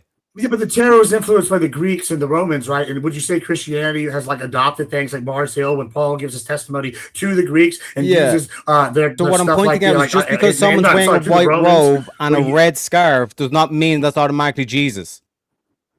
as Tom proved, because he said, "What is that, a Roman?" Okay, I get it. Yeah. I'm sorry. Okay, I'm sorry. Hold on. Wait. There's a big difference when you're showing a cartoon of some random person with short blonde hair that's cropped. This is very different. Whereas instead, if I walked in here in a long white robe and a red shawl over me and started, I'm healing this. Watch me heal that with lights coming out of my. You get no shot. You guys would be like, "Oh, Tom's just playing a terror." That's probably what you would say. Teriak, I believe you probably would say that. The rest of the people on here who actually know who Jesus is and have read the Bible and know what the fuck they're talking about aren't but the rest of them like fed into the gaslighting and the propaganda and shit. But Trump denied it. Man, what did I do? That's crazy. Who is Trump pretending to be? Stop saying I've already made my statement on who it is. You tell me, who is he pretending to be? Who is he pretending? Yeah, who is no, actually, no. Let me refine the question just 1 second, Tom. Tom, Terry, do you believe that that's a doctor? An ancient healer, yeah. Because he said, "Oh, this is a doctor." As right? Gibbs already pointed out, that that's how ancient, Jesus was an ancient healer. So no, but no, 1 second. Look at the top. Can you zoom in? Can you zoom in on that image? Up at the top. I can with zoom the in on the people. top, but it looks like there's like some military people on the top. What is that? No, that's a light bringer. That's Lucifer.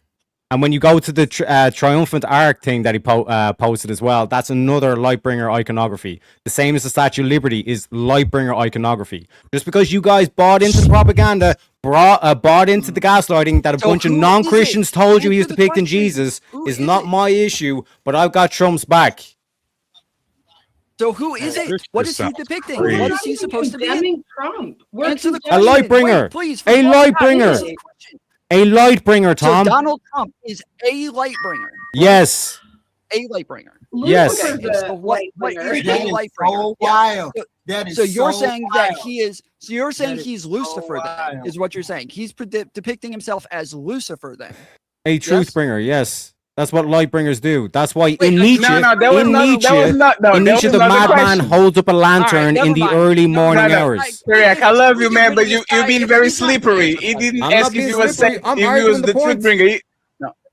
No. Tom, what is the person exactly that you're asking if he is or not?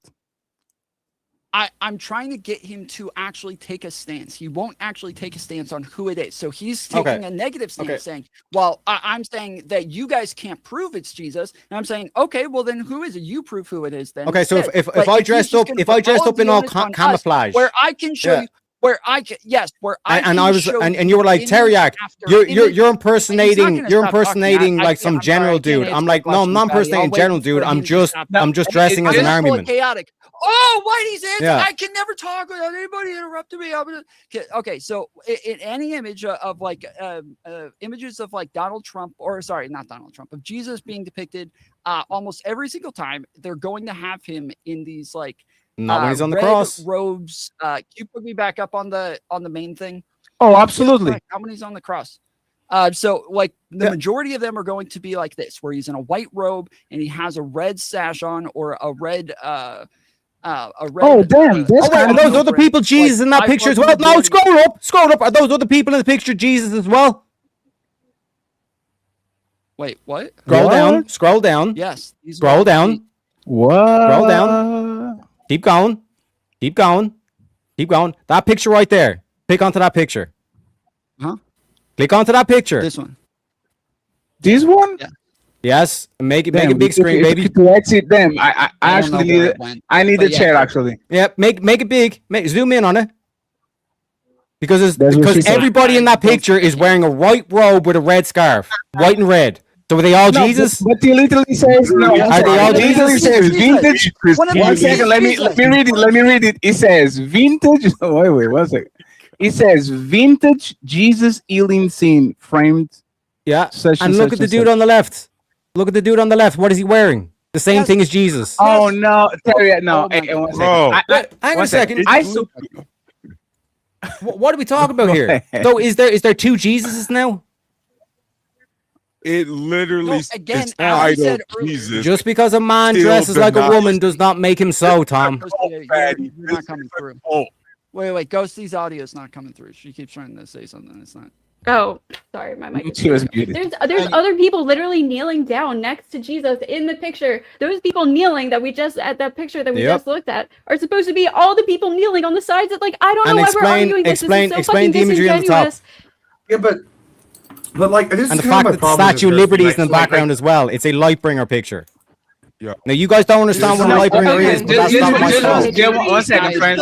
Friends, I need clarification for a second. So people in the chat are saying they used to call like Lightbringer is something that used to call what?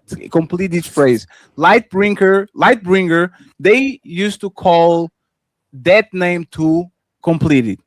Can you all help me with that? Prometheus is the light bringer. It's just fine to the Greeks. Like So I can Oh, there's complete. Apollo. Also the If I bringer of complete it with Yeah, Lucifer, I'm Jesus, wrong. These all. Yeah, Prometheus was a Lightbringer. If I complete it with Lucifer, am I wrong? I mean, no, not technically, because he's also the son of the morning star and the morning star. And so, like, that's the debate is, right, if Lucifer, the morning star, this is kind of where I come back to the corruption thing. He has a reputation as the sun, and some people also talk about Apollo being it. And you talk about Revelations, he's like a symbol where he might be Apollo be represented as a demon. So, no, you're not wrong. Like, it's a Lucifer, the morning star, it's another one as well. Like, that would be argued. It could be argued. But I don't, the issue I have, okay, this is the problem I have. Isn't it better to call him Jesus than Lucifer? But Jesus you're arguing about like also is denominational the way, the truth, debates. and the light. Jesus is also yeah. the light. He is also considered the light in the Bible. Yes. Yeah, and this is Lucifer trying to subvert that, right? Like, he says, Jesus says in the Revelations, beware, or not Jesus, sorry, in Revelations, John, maybe I'm mixing it up, I think it's John. He says, in the end, beware of angels that preaching the false light as bearers of light, right? And so then he describes some examples and all sorts of stuff. And so, like, Satan himself, it talks about being a light, he's a fallen angel. So it's kind of like, yes, I understand where you come from, but I think we're missing a more important problem here with this picture, right? And this is like, yeah, we can argue if it's Jesus. I don't really care. I don't care. I think what's more interesting is what it's representing, right? It's representing, maybe the AI picked the ball in the background. That's a cool topic too. We can debate. But like what I'm really want to talk about is how all these different people, they're looking up to Trump, and Trump's trying to like heal this individual who's sickly. That's kind of what he's saying. And I'm a doctor. Oh, maybe I'm a messianic figure or whatever. And y'all are just so upset about this. And like, y'all think this is a gotcha. Bro, okay, I understand maybe someone who's got a problem with iconography being a certain way. Like that's a legitimate, like religious gripe that's been like literally why the Eastern Orthodox broke away from the Catholics, right? That's a major one. I understand why Athena would be upset with that. I'm a Protestant, maybe Chaos doesn't like that, but I'm a Protestant. I don't have as much problem with the iconography personally, and I see this as a tool because Trump is imperfect and he does stupid things. And sometimes he does things work out, sometimes they don't. Sometimes he does genius things. We're all human, and to being human is to mess up. And so when he does something like this and then doubles down, Trump is being Trump. And I like, we're really going to argue is the better question is why y'all so like ready to try to like get us on this one? Like y'all don't actually care about the Christian. Maybe Tom does, but I would say the majority of the left are using this to attack the faith. So if you're on the left and you're a Christian, why are y'all allowing them to use this against us and divide us? That's my question. We should be all gathering up because there's bigger issues than this. Like, but no, y'all are the right. For the same exact reason that like when everybody goes after Eric Swalwell, and they make a big deal about the fact that this is supposed to be the party of believe all women, and the fact that like one woman comes out against him and they don't kick him off, or as the one woman goes after Joe Biden, they all say, oh, this is supposed to be the party of believe all women. Why did you guys vote for Joe Biden? This is the same reason as you're trying to hold the people to their standards. And while that you say you're Southern Baptist, my dad's a Southern Baptist pastor, my brothers are Southern Baptist pastors. I live in Atlanta. Like this is something that Protestants also find very offensive. And again, it seems like by far the majority of Trump's base was very offended by this. It wasn't just One second. Ghosty, real quick. Let's get the Rooster rebuttal, and then I need to get Chaotic HQ and Kamal because they've been very quiet. Okay, quick rebuttal, Ghosty, Roost, Chaotic, and then the lovely HQ and Kamal. Go ahead. It's also just like Trump never owning up to his actions. Like it's always the MAGA people always have to come out, make excuses for him, give explanations why he acted this way, why he acted that way. It's just like you guys prop him up as a super extreme, like or not, maybe not extreme, but like a Christian valued leader. And when he never follows that, it's just always excuses, and he can never own up to his mistakes. He's trying to gaslight everyone and saying it's fake news. I can't believe who would ever even come up with that. That's crazy. Like, no, it's not fucking crazy. We all have eyes. Just, Okay, that's the part that bothers me. Ghosty, where's the outrage? Where's the outrage when Obama was depicted like this? Oh no! What about Obama? Apparently, this is a great outrage, and we need to get rid of Trump because he depicted himself as Jesus.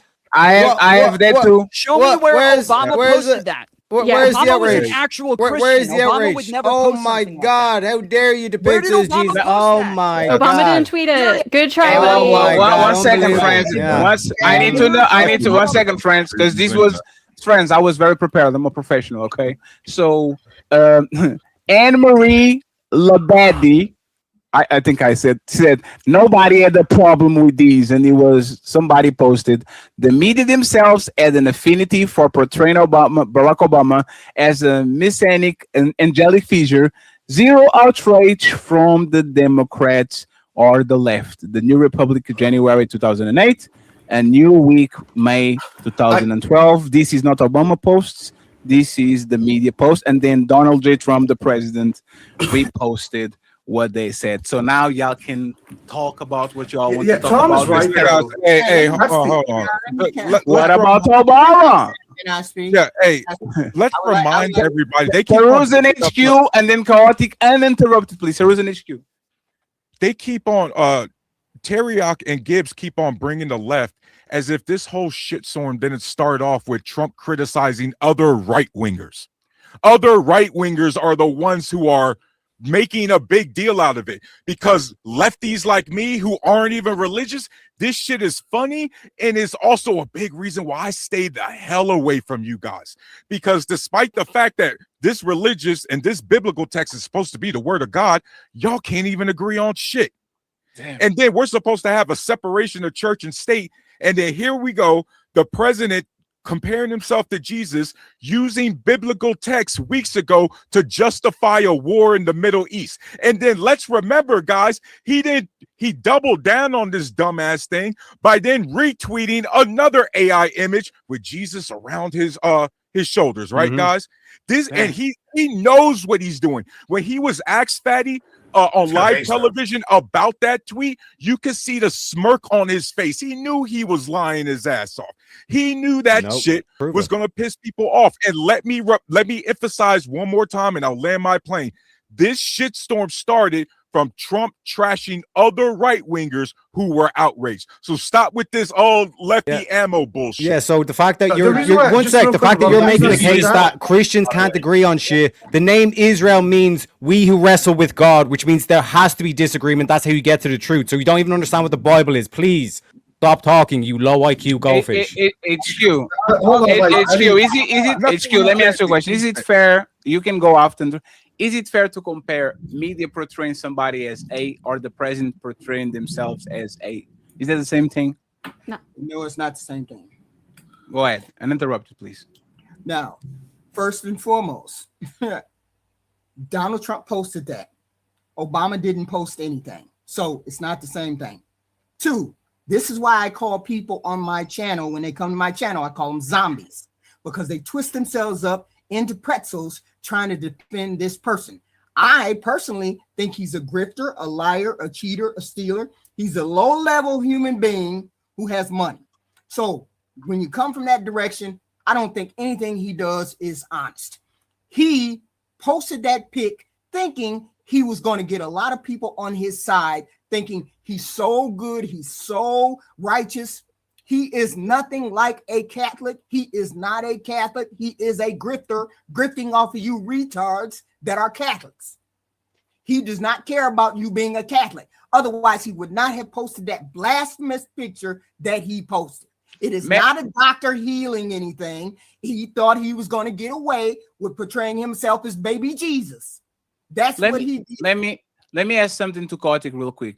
Kotick, on Easter Sunday this year, he made like a cryptic post against Iran, and he said, "I think may Allah be with you," or something like that. Is that a violation? Is that a violation, Kartik? Before you go on your is that a violation of Christmas Sunday? Not Christmas, Easter Sunday, the day that they said, "May Allah be with you" or something. Is that a violation? Are you? No, not at all. No. Hey, Kartik said it's not a violation. I believe him. Thank you very much, Spin City News. I appreciate you for the $5. Friends, we're $30 away from the goals. You can super chat your opinion using the Coffee app. Okay, pinned in the bottom of the show. We have more 20 minutes to go. This has been an exciting show. I appreciate the energy, Chaotic and Uninterrupted. And then Mr. Kamal uninterrupted, because Kamal been chilling the whole show. I need him to talk on this one. I think he's going to be objective. Go ahead, Chaotic. You got this. I thought I already addressed it, but what were we talking about? So about the image, right? We something as well from the image that you put up, Fatty, because as somebody else said, Obama didn't post that picture, but the one that you showed said that the media portrayed Obama as a Christ-like messianic figure. I don't remember the media ever doing this, so I just went and searched, and it could be wrong, but when I searched, did the media ever portray Christ as a messianic figure? It immediately pops up with major controversy over Newsweek, facing criticism for posting Obama as a messianic figure after inauguration. So that there is one example of a media source posting this. It's Newsweek. It's not some big mainstream media source, and then it says that they did face a lot of criticism over it and this is a 2008 article source that it's showing. So this is all I can find. I don't think he's Jesus. I think that's Vegeta when he comes back to Earth after he kills himself to save the planet, and then he comes back. I agree. Yeah. You remember when Goku came back for the tournament and shit? Meeting his he's like, come with me, Cell. With the halo. I don't know. Real quick, with the halo I just want to gauge the thing. How do we feel about Jump? Remember that musical Jesus Christ Superstar, and then it was a bald lesbian that portrayed Jesus. How do we feel about that? Damn, that's exactly. I did a story. Whoa, exactly. Whoa. I won't vote for disingenuous that. How about there? this? I promise I will not vote for those people. How about that? I won't Go vote ahead, for them. CT. Okay. No, CT, you got it. CT, don't be frustrated. CT, look at the Fatty, I thought we talked about this. Bro. No, Okay. CT, you No, come on, CT, you got it. I got a Teriak is correct. I did a story about I forgot the name of that Nigerian lady who's a liberal, but I supported her. I said, I think that Christ would love the fact that this woman is portraying her. So I agree with that. I did an actual story about that woman. What's her name? Zacchaeus. Yeah, I mean, what's wrong with that? She is a child of God, right? Well, why not emulate? Why not do a stage play and you portray Jesus Christ? Okay, so yeah, I agree. Damn, unless you disagreeing with Teriak, but I simply asked Thomas, how do we feel about Jesus Christ Superstar? And it was silence. Yeah, showing all the fake outrage agreeing. on the bottom panel because they said nothing. You said nothing. Yes, correct. You said nothing. No, Yeah. wait. You think I said nothing? I said that if I will make a deal that if you say that you won't vote for Donald Trump for doing this, I won't vote for the people who made that play. Deal? Yeah, as an Irishman, I won't for Donald Trump. Yeah, there you go. Oh, well, Gotcha. I got you, Tom. And if he did, he voted for the Democratic Party. If he did, he probably voted for the another Dems. fucking country, dude. Sitting there simping for another country with a make America Because they're the great protectors again of the hat, dude. goddamn Embarrassing. motherfucking free world. And don't you forget that. We are. Right. Talk You about stay on your grifters. knees, buddy. Fatty, what did you want to ask? Fatty, what's up, buddy? I want to ask if you yourself, you need unequivocal evidence that Donald Trump is being blasphemous to put that jacket on him. Or you could use a little bit of the deductive reasoning, because there was a lot of people pulling up pictures and all that. Like there was a lot of people like, did this change in any way, sort of way, your opinion, or you stick with it? No. No, blasphemy is a perspective, right? Blasphemy. We all have our different perspectives of blasphemy. I'm pretty sure all of us aren't the same religion. I'm pretty sure all of us aren't the same sect. So yeah, it's just a perspective thing. It's what's accepted and what's not accepted. There are some people who believe that what Trump did it's honoring Christ. There are some people who believe that he didn't even look like Christ because, let's be honest again, nobody's ever seen Christ. There are people who brought up the fact that this image has been used in ancient Rome. I'm talking about the garb. So it's all a matter of perspective, man. I mean, also, if you're a Christian, one of the parables Jesus says is, "Hey, listen." And I mentioned this earlier in the comedy bit, but it's kind of thing. He says, "Hey, maybe you should pick out the plank from your own eye before you pick out the speck from somebody else." And that's like saying, hey, maybe don't judge somebody making all these assumptions.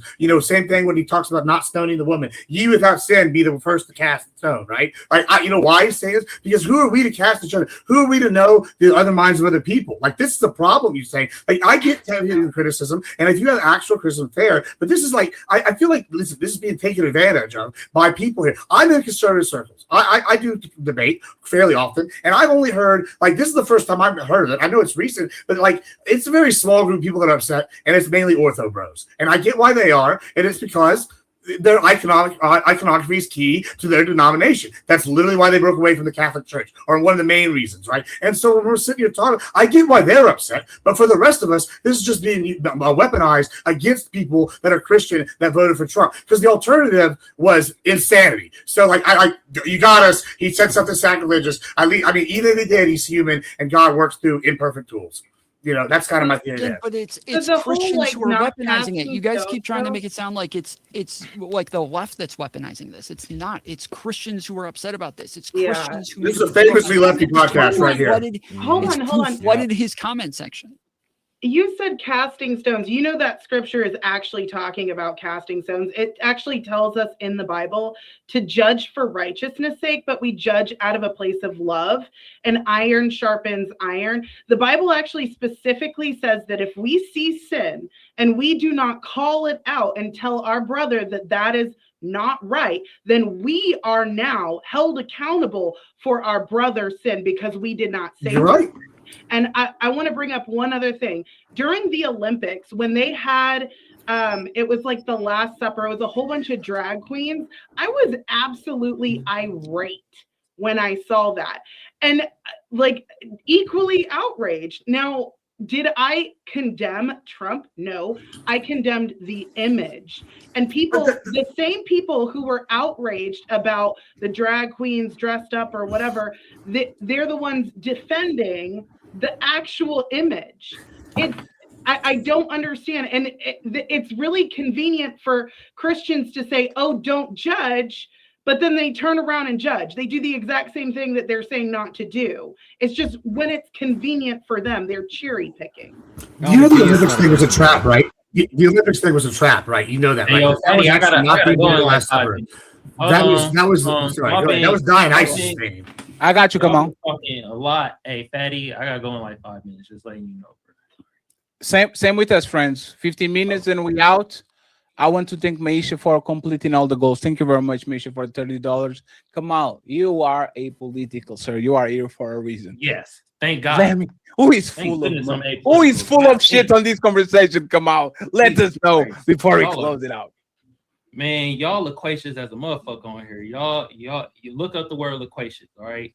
You feel me? Not all of y'all, but like I'll say a smooth 82% on this panel. Y'all, god damn. I'm gonna be short and sweet to the point. You feel me? First of all, Teriak, I don't know what the fuck you doing, bro. I don't even think you American, to be honest. I think you Irish. Second of all, if this nigga Trump wants to dress up as white Jesus, let him do it. I don't care. I wish he would have wore a stethoscope around his fucking neck so we wouldn't even have this combo. You feel me? And at the end of the day, none of us on this panel answered the first question about Trump calling his cronies and his flunkies low IQ. Yeah, I love it. Let them implode. Just like the Democrats, all imploded. I'm going to sit here. I wish I had my popcorn and watch the rest of this shit show because, God damn it, I'm so glad I'm apolitical. And shout out to my Black Americans fighting for us. Fatty, I appreciate you, bro. The Black Jerry Springer, appreciate you, bro. Damn. You know what I mean? Toros, appreciate you, bro. I see you on other panels. I like what you say at times. HQ, shout out to you. Athena, we was the most quietest on the panel. Ghost, I've been on the panel with you before. You cool. Chaotic Truth, You are a comedian, bro. You need to do stand-up comedy, bro. And Admiral Gibbs, please do some wrestling, bro. You got the wrestling voice down packed. You feel me? You got it down packed. HQ, I done seen you on panels before too, sister. Appreciate you. And Teriak, I ain't gonna lie, I appreciate your opinion, but I think you a fucking spy, bro. You Irish, bro. Well, Ireland does have an IDF. It's called the Irish Defence Forces, so you never know. God damn. You feel me? Shout out to Conor McGregor. All Thank right, you, Teddy, thank you very much, Kamal. I appreciate you. I bro. appreciate you, and we're going to close it out too. Well, show's over. Hope y'all enjoyed it. But nah, don't dip yet. We still got them final thoughts coming. Y'all really tore it up tonight, huh? But don't dip just yet. Let's hear them final words. Hey, that's it. Show's done. Now shut the fuck up and let the panelists speak. It's time for final thoughts.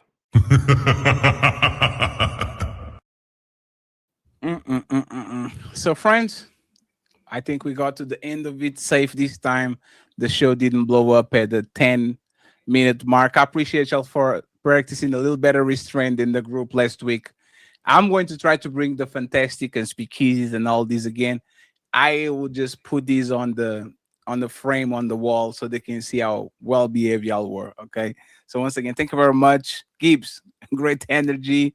Mr. Chaotic, thank you very much once again. I appreciate you, sir. HQ, awesome.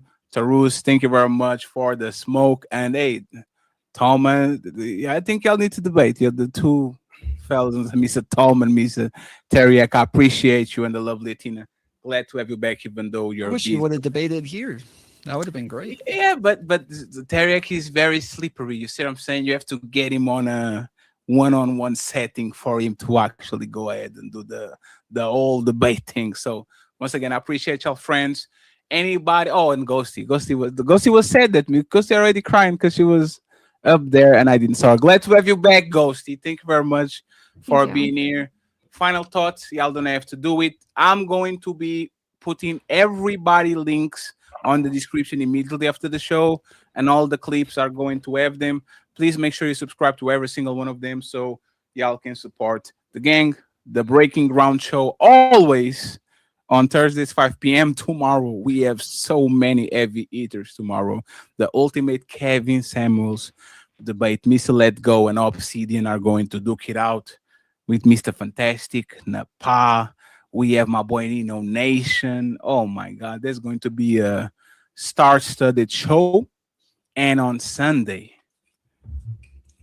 the Riz Academy meets Ladies First. Tyranny is back. We're going to have another infamous Ladies First, always at 5 p.m. Eastern. So make sure you support us. Friends, who wants to go first as final thoughts? Please, less than 30 seconds. I would appreciate it. Once again, thank you very much for being here. I don't really have any final thoughts, so I was just gonna say thank you. And I pretty much thought this panel was a perfect display of the hypocrisy on the right. But other than that, it was a good time. Hey, Ghosty, what do you think about what Chaotic said, that infamous y'all ends are for oldie mops comment? It's unoriginal. It's and then boring. he said, but I'm not a misogynist. That's what he said. He said, you weren't impressed? Yeah, I heard it 1,000 times. Michaela, not impressed. Chaotic. Sorry. You know what's really funny though? I just cleaned a house today, and so I was holding a mop earlier. Shout out to Athena.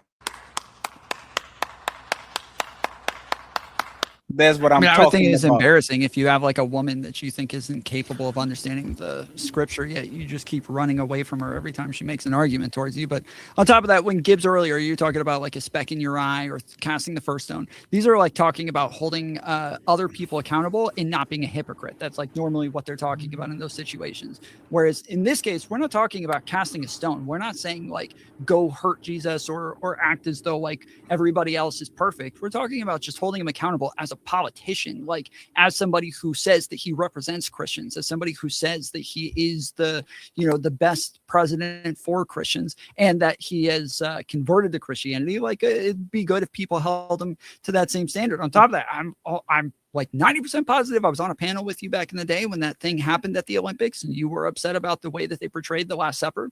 Oh shit!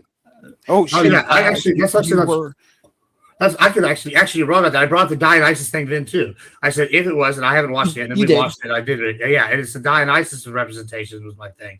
I don't know. We got Dionysus cut over there behind me, and like and I think this is my only last thought here is like, yeah, I think that my point being, especially to my other Christians here, is yes, if we want to get together, we want to talk about it and say, well, we're upset. We should call it out as Christians, and I'm not opposed to y'all doing that. That's a good thing, and I'm not arguing that. However, the bigger problem, and to be fair to Tom, he leans a little more left than me. You know, and he's a little partisan. I lean on the right. I'm a little partisan. To be fair to Tom, like I understand why if he's on the left and he's Christian, once again, you have a valid point. However, the rest of the left is weaponizing the debate within Christian sides and our criticism of someone who's represented to weaponize it to use it against us and say, hey, we're going to come against Christianity as a whole, and we're going to come against people that look at these dumb Christians. They can't even get the act together against themselves. Oh, look at all these righties. They're getting bamboozled by Trump. He's calling them dummies. And oh, look, he's just using this. Like, they're using this to make us look bad as Christians to push their agenda. That's my bigger problem. Like at least Tom's honest. He's a Christian and he likes that agenda. Now we should respect people like that. Oh. That's fair. But the other people on the right, they're using this against us, fam. And it's just a small disagreement among brothers. And that's my closing thought on it. And if I may, I want to, if I can, real quick. I just want to understand. Christians do regularly get really upset with Democrats and the left for the way that they portray Jesus, for the way that they talk about Jesus, for the way that they show him. And so I don't think that this is just them weaponizing Christians' own religion against them when they don't have anything to say about it. This is them saying, yo, you guys get mad at us for this stuff all the time. That if Obama did something like this, you guys would have flipped out. But then when Donald Trump does it, for some reason, they all kind of make excuses and try to find a way to justify it instead. When just for years and years and years, they've been making a huge deal about any time somebody says the slightest wrong thing about a Christian on the left. Yeah, just to point out why I don't like this, because real quick, shout out to Ray bought you a hamburger for the $5. Ray. Wait, what? Oh, Ray, yeah, shout out to Ray for the $5. Thank you very much. Sorry. My mom took Tylenol, okay? Thanks for having us, by the way. So I appreciate you, Admiral. You did great, man. Thank you very much. The whole like slippery thing that I done that intentionally, right? In terms of like, we had to sit through an hour and a half of all these lefties turn around and say, but guys, this Islamic terrorist regime is saying they won't make nukes and we should be cool with them and we should appease them, all this kind of stuff, with no proof. So then notice when Trump is there saying it's clearly Jesus, and I'm saying, well, through his history, this has been a regular depiction from other things. It's like, no, I know Trump is lying. I know Trump is this. So you just pointed out your own hypocrisy, where no matter what Trump says, no matter what Trump's claim, you don't believe him, but you don't have that same energy for the Iranian regime, who've proven themselves to be terrorists. But real quick, I do want to shout out Fadi. Thank you very kindly for having me on the panel. I had a blast. Shout out to Chaotic and Admiral Gibbs. I think he's put up an awesome fight. Shout out to Athena as well. Like I said, trust your president. I know he does a lot of trolling and all this kind of stuff, but please keep trusting your president because he will make America great again. The ruse, you need to, like I said, implore some logic. You know what I'm saying? Learn the 3 laws of logic, get some reasonable arguments, all this stuff. But I do like the insults, you know what I'm saying? Also, Tom, hopefully we can set up a debate. My boy Speakeasy does the Swords of Reason. It's a one-on-one event. It's pretty good stuff. We'll check it out. Ghosty. I'll do it literally anywhere else. My man. Yeah, Ghosty, in terms... That's crazy. You just... Trust me, just pick up a broom. You'll get back into your femininity. And HQ, I think we've been on panel before as well. Shout out to you, HQ. Oh shit! Appreciate you, Kylie. I got a bail. But thanks for having me on, folks. Chat, what did we think of that one? What did we think of that one, chat? Did I do you proud? Did I do you proud? Like I said, I always got tricks up my sleeve. You know what I'm saying? This crafty little leprechaun, as you say. You know what I'm saying? But like I said, we do have to scarper now, because I know the Rob Noor debate's coming up. That's why I had to make a pretty quick exit. But yeah, like I said, Section 230 saying with the W. Also, I got to shout out Jack as well with the $20 saying for the shades. My motherfucking man. Let me give you a shredding clip for that one.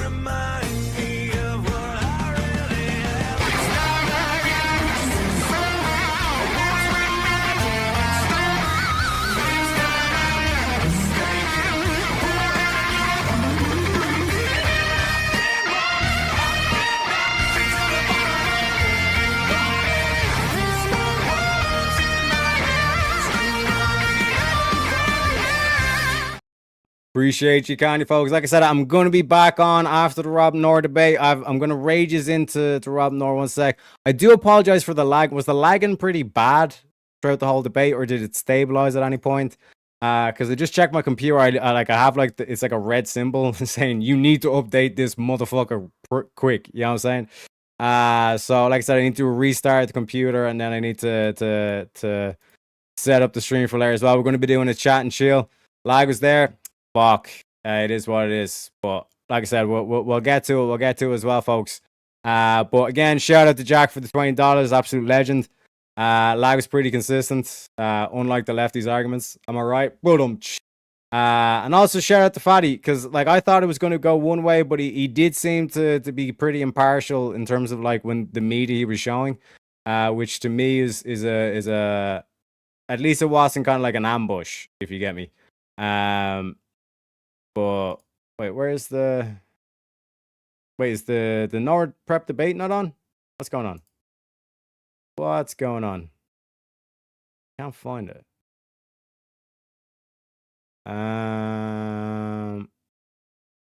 Wait, it's saying it's not live right now. One sec.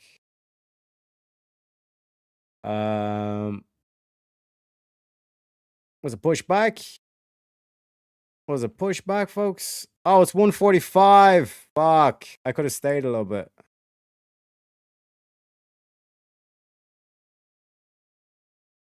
One sec.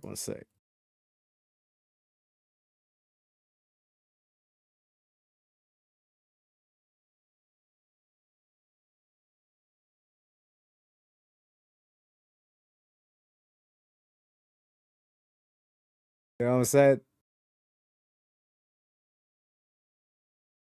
So, one sec. This is kind of awkward because I'm kind of tempted to buy time for like another 30 minutes. The lag got better towards the end. Yeah, I think the computer needs, because I apparently I have like a lot of updates to do. So I think what was happening, because it's saying basically like it's currently installing updates into it at the moment as well. It says your device is missing important security updates. Make sure to keep your device plugged on, updates complete. And also, so we need to do a computer restart. But I also need to make sure I do this so I get all my tabs back. Because I closed down like all my tabs and I didn't have anything like that's why I had to like basically like screenshot it and then throw it into the thingobob and all that kind of shit. Beef favore. So I'm gonna rage this into easy anyways, just so it's like easier for you to just so it's easy for you, so you can go straight in like the thingamabob and all that kind of stuff. The lag's probably going crazy right now as well, so I do apologize. You can just listen to my buttery voice, you know. But like I said, I did really enjoy myself as well. So again, I can't fault Fatty in terms of like that's the one thing I do respect about Fatty, is like he does put on good shows. Also, shout out to Abby for becoming a member. Let me give you a cheeky clip for that one.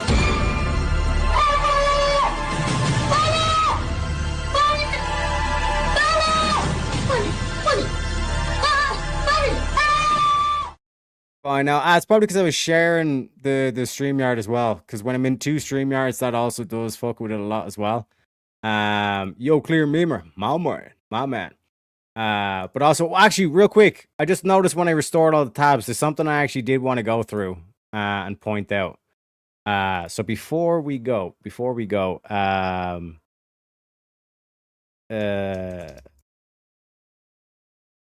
know what I mean?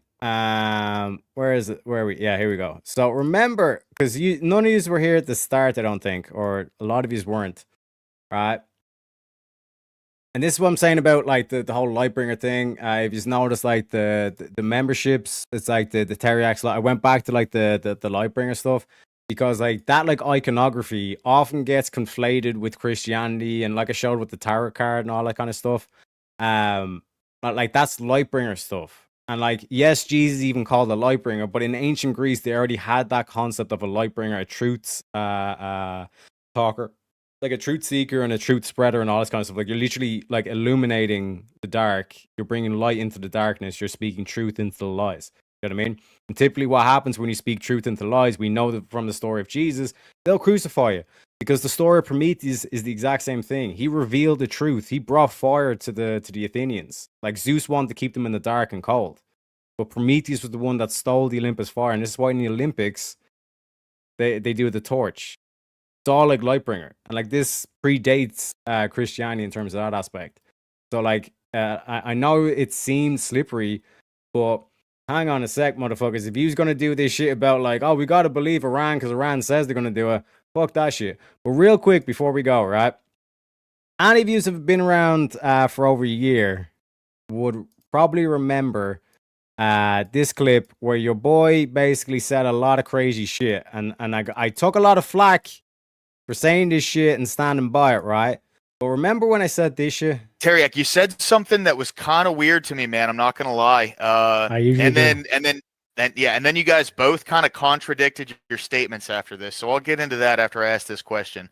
So you said that the United States has been a police state for 70 years. Can you please demonstrate how that? National. I just want to be clear. I am not a Nazi.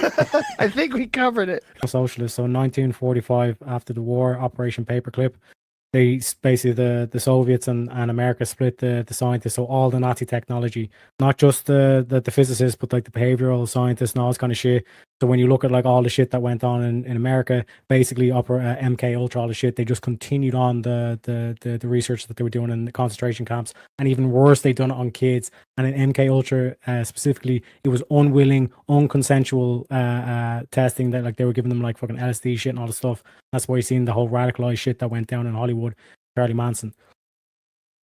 Follow on from that, in 1947, after they finished importing in all the I don't know if I can use the word, but Yahtzee scientists and the intellect and all the shit, essentially the National Securities Act gets passed, which, funnily enough, changes the Department of War to the Department of Defense. A nice little propaganda switch there, which should tell you exactly who you're dealing with. And then, like I said, in terms of the National Security Agency, CIA, the whole basically mechanism for the deep, what Alex Jones has highlighted as the deep state, that basically gets formulated in 1947.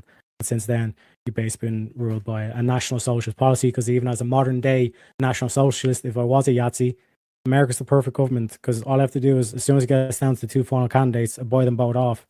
And I have my nationalist policies if I want the Republican in, and I have my socialist policies if I want my Democrat in. This looks a lot like Nazi shit, and we really should find out where the Horton brothers are. Oh shit. And notice I even explicitly mentioned the Department of War getting turned into the Department of Defense. And just to be clear with everybody, this was 9 months ago. This was over 9 months ago. Okay?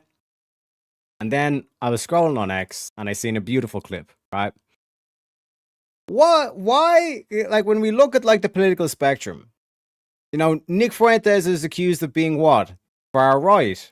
What are the Young Turks? Anna Kasparian, what is she being accused of? Well, she even admits it. She's a socialist. She's a lefty, right? And this is, if you cannot see it after this video, ladies and gentlemen, I don't know what argument I could make or what I could show you to convince you that this is what you've been living in. Our country is under a hostile occupation.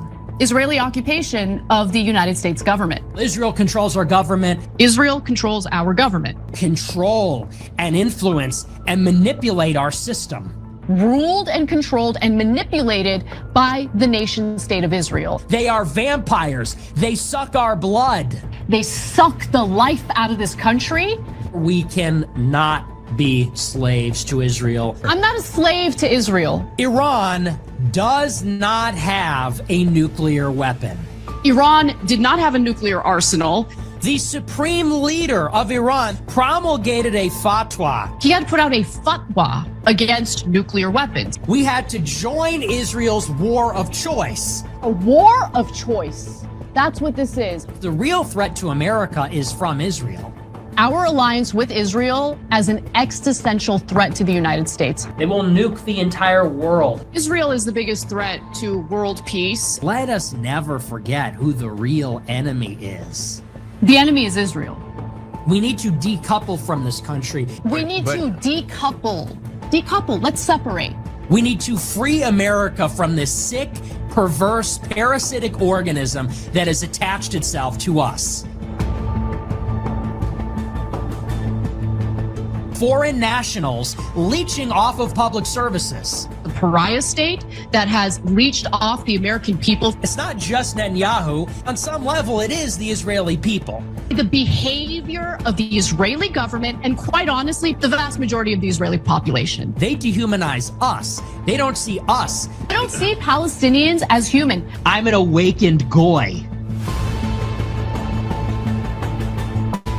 Jewish people think they're better than everybody. And you think you're better than everyone else. You know, the Jews do this. Yes. Go the fuck back to Israel. Go back to Israel. Greater Israel. The Greater Israel Project. The famous dancing Israelis. The whole dancing Israelis thing. The genocidal state? A genocidal, disgusting state. Why would I give a fuck about Israel? I don't give a damn about Israel. I don't give a damn. And I don't fucking trust them. I don't trust the Israelis. Your right to exist is not real. I don't believe Israel has the right to exist. Don't be moralized by wicked, evil people. People as evil as this exist in this world. God's chosen people rejected their own Messiah. You think you're God's chosen people when you act like absolute demons. Ain't it just a coinky dink that they're parroting the exact same script, but they're on the complete opposite ends of the political spectrum? Ladies and gentlemen, that's how they play you. Because we all know the one thing Nazis love to hate is the Jews. Okay? So this whole thing of like, no, I'm a right winger, I'm a nationalist, or no, I'm a left winger, I'm a socialist. They are playing you, and those are their actors. As Jack put, they're puppets. You know what I mean? Ain't it coinky dink? So like I said, this whole thing that I talk about, like going back as far as the National Security Act, like after World War II and all this kind of shit, that's the system we've been living in. So you're about to see some crazy shit where a bunch of right wingers are going to try to join with left wingers, and they're going to say, we need to save America. They're Nazis. They are Nazis. Okay? And again, that's why they're so favorable at the Muslims. You know what I mean? That's why they're buddying up to the Muslims, because, again, the Muslims hate Jews as well. You know what I mean? Bunch of Nazis. Yeah, ain't it crazy? Ain't it fucking crazy? But anyway, folks, like I said, I'm going to raid into easy. Make sure you like the stream and all this kind of stuff. I think it's about to start in about 20 minutes. I need to restart my computers, install some updates on the stuff, and hopefully I don't have a laggy stream later on. But ladies and gentlemen, don't worry. Because like I said in the first video, 9 months ago, before Trump even got elected, right? Wait, no. Well, technically he was elected by that stage. But this whole, he didn't change the Department of Defense back in the Department of War until like November this year or something like that. Okay? So, like I said, at that stage, that's when Trump basically kicked all the Nazis out, and that's why you're starting to see Tucker Carlson, Candace Owen, Nick Fuentes, Anna Kasparian, all of a sudden are now completely against Trump, all this kind of shit.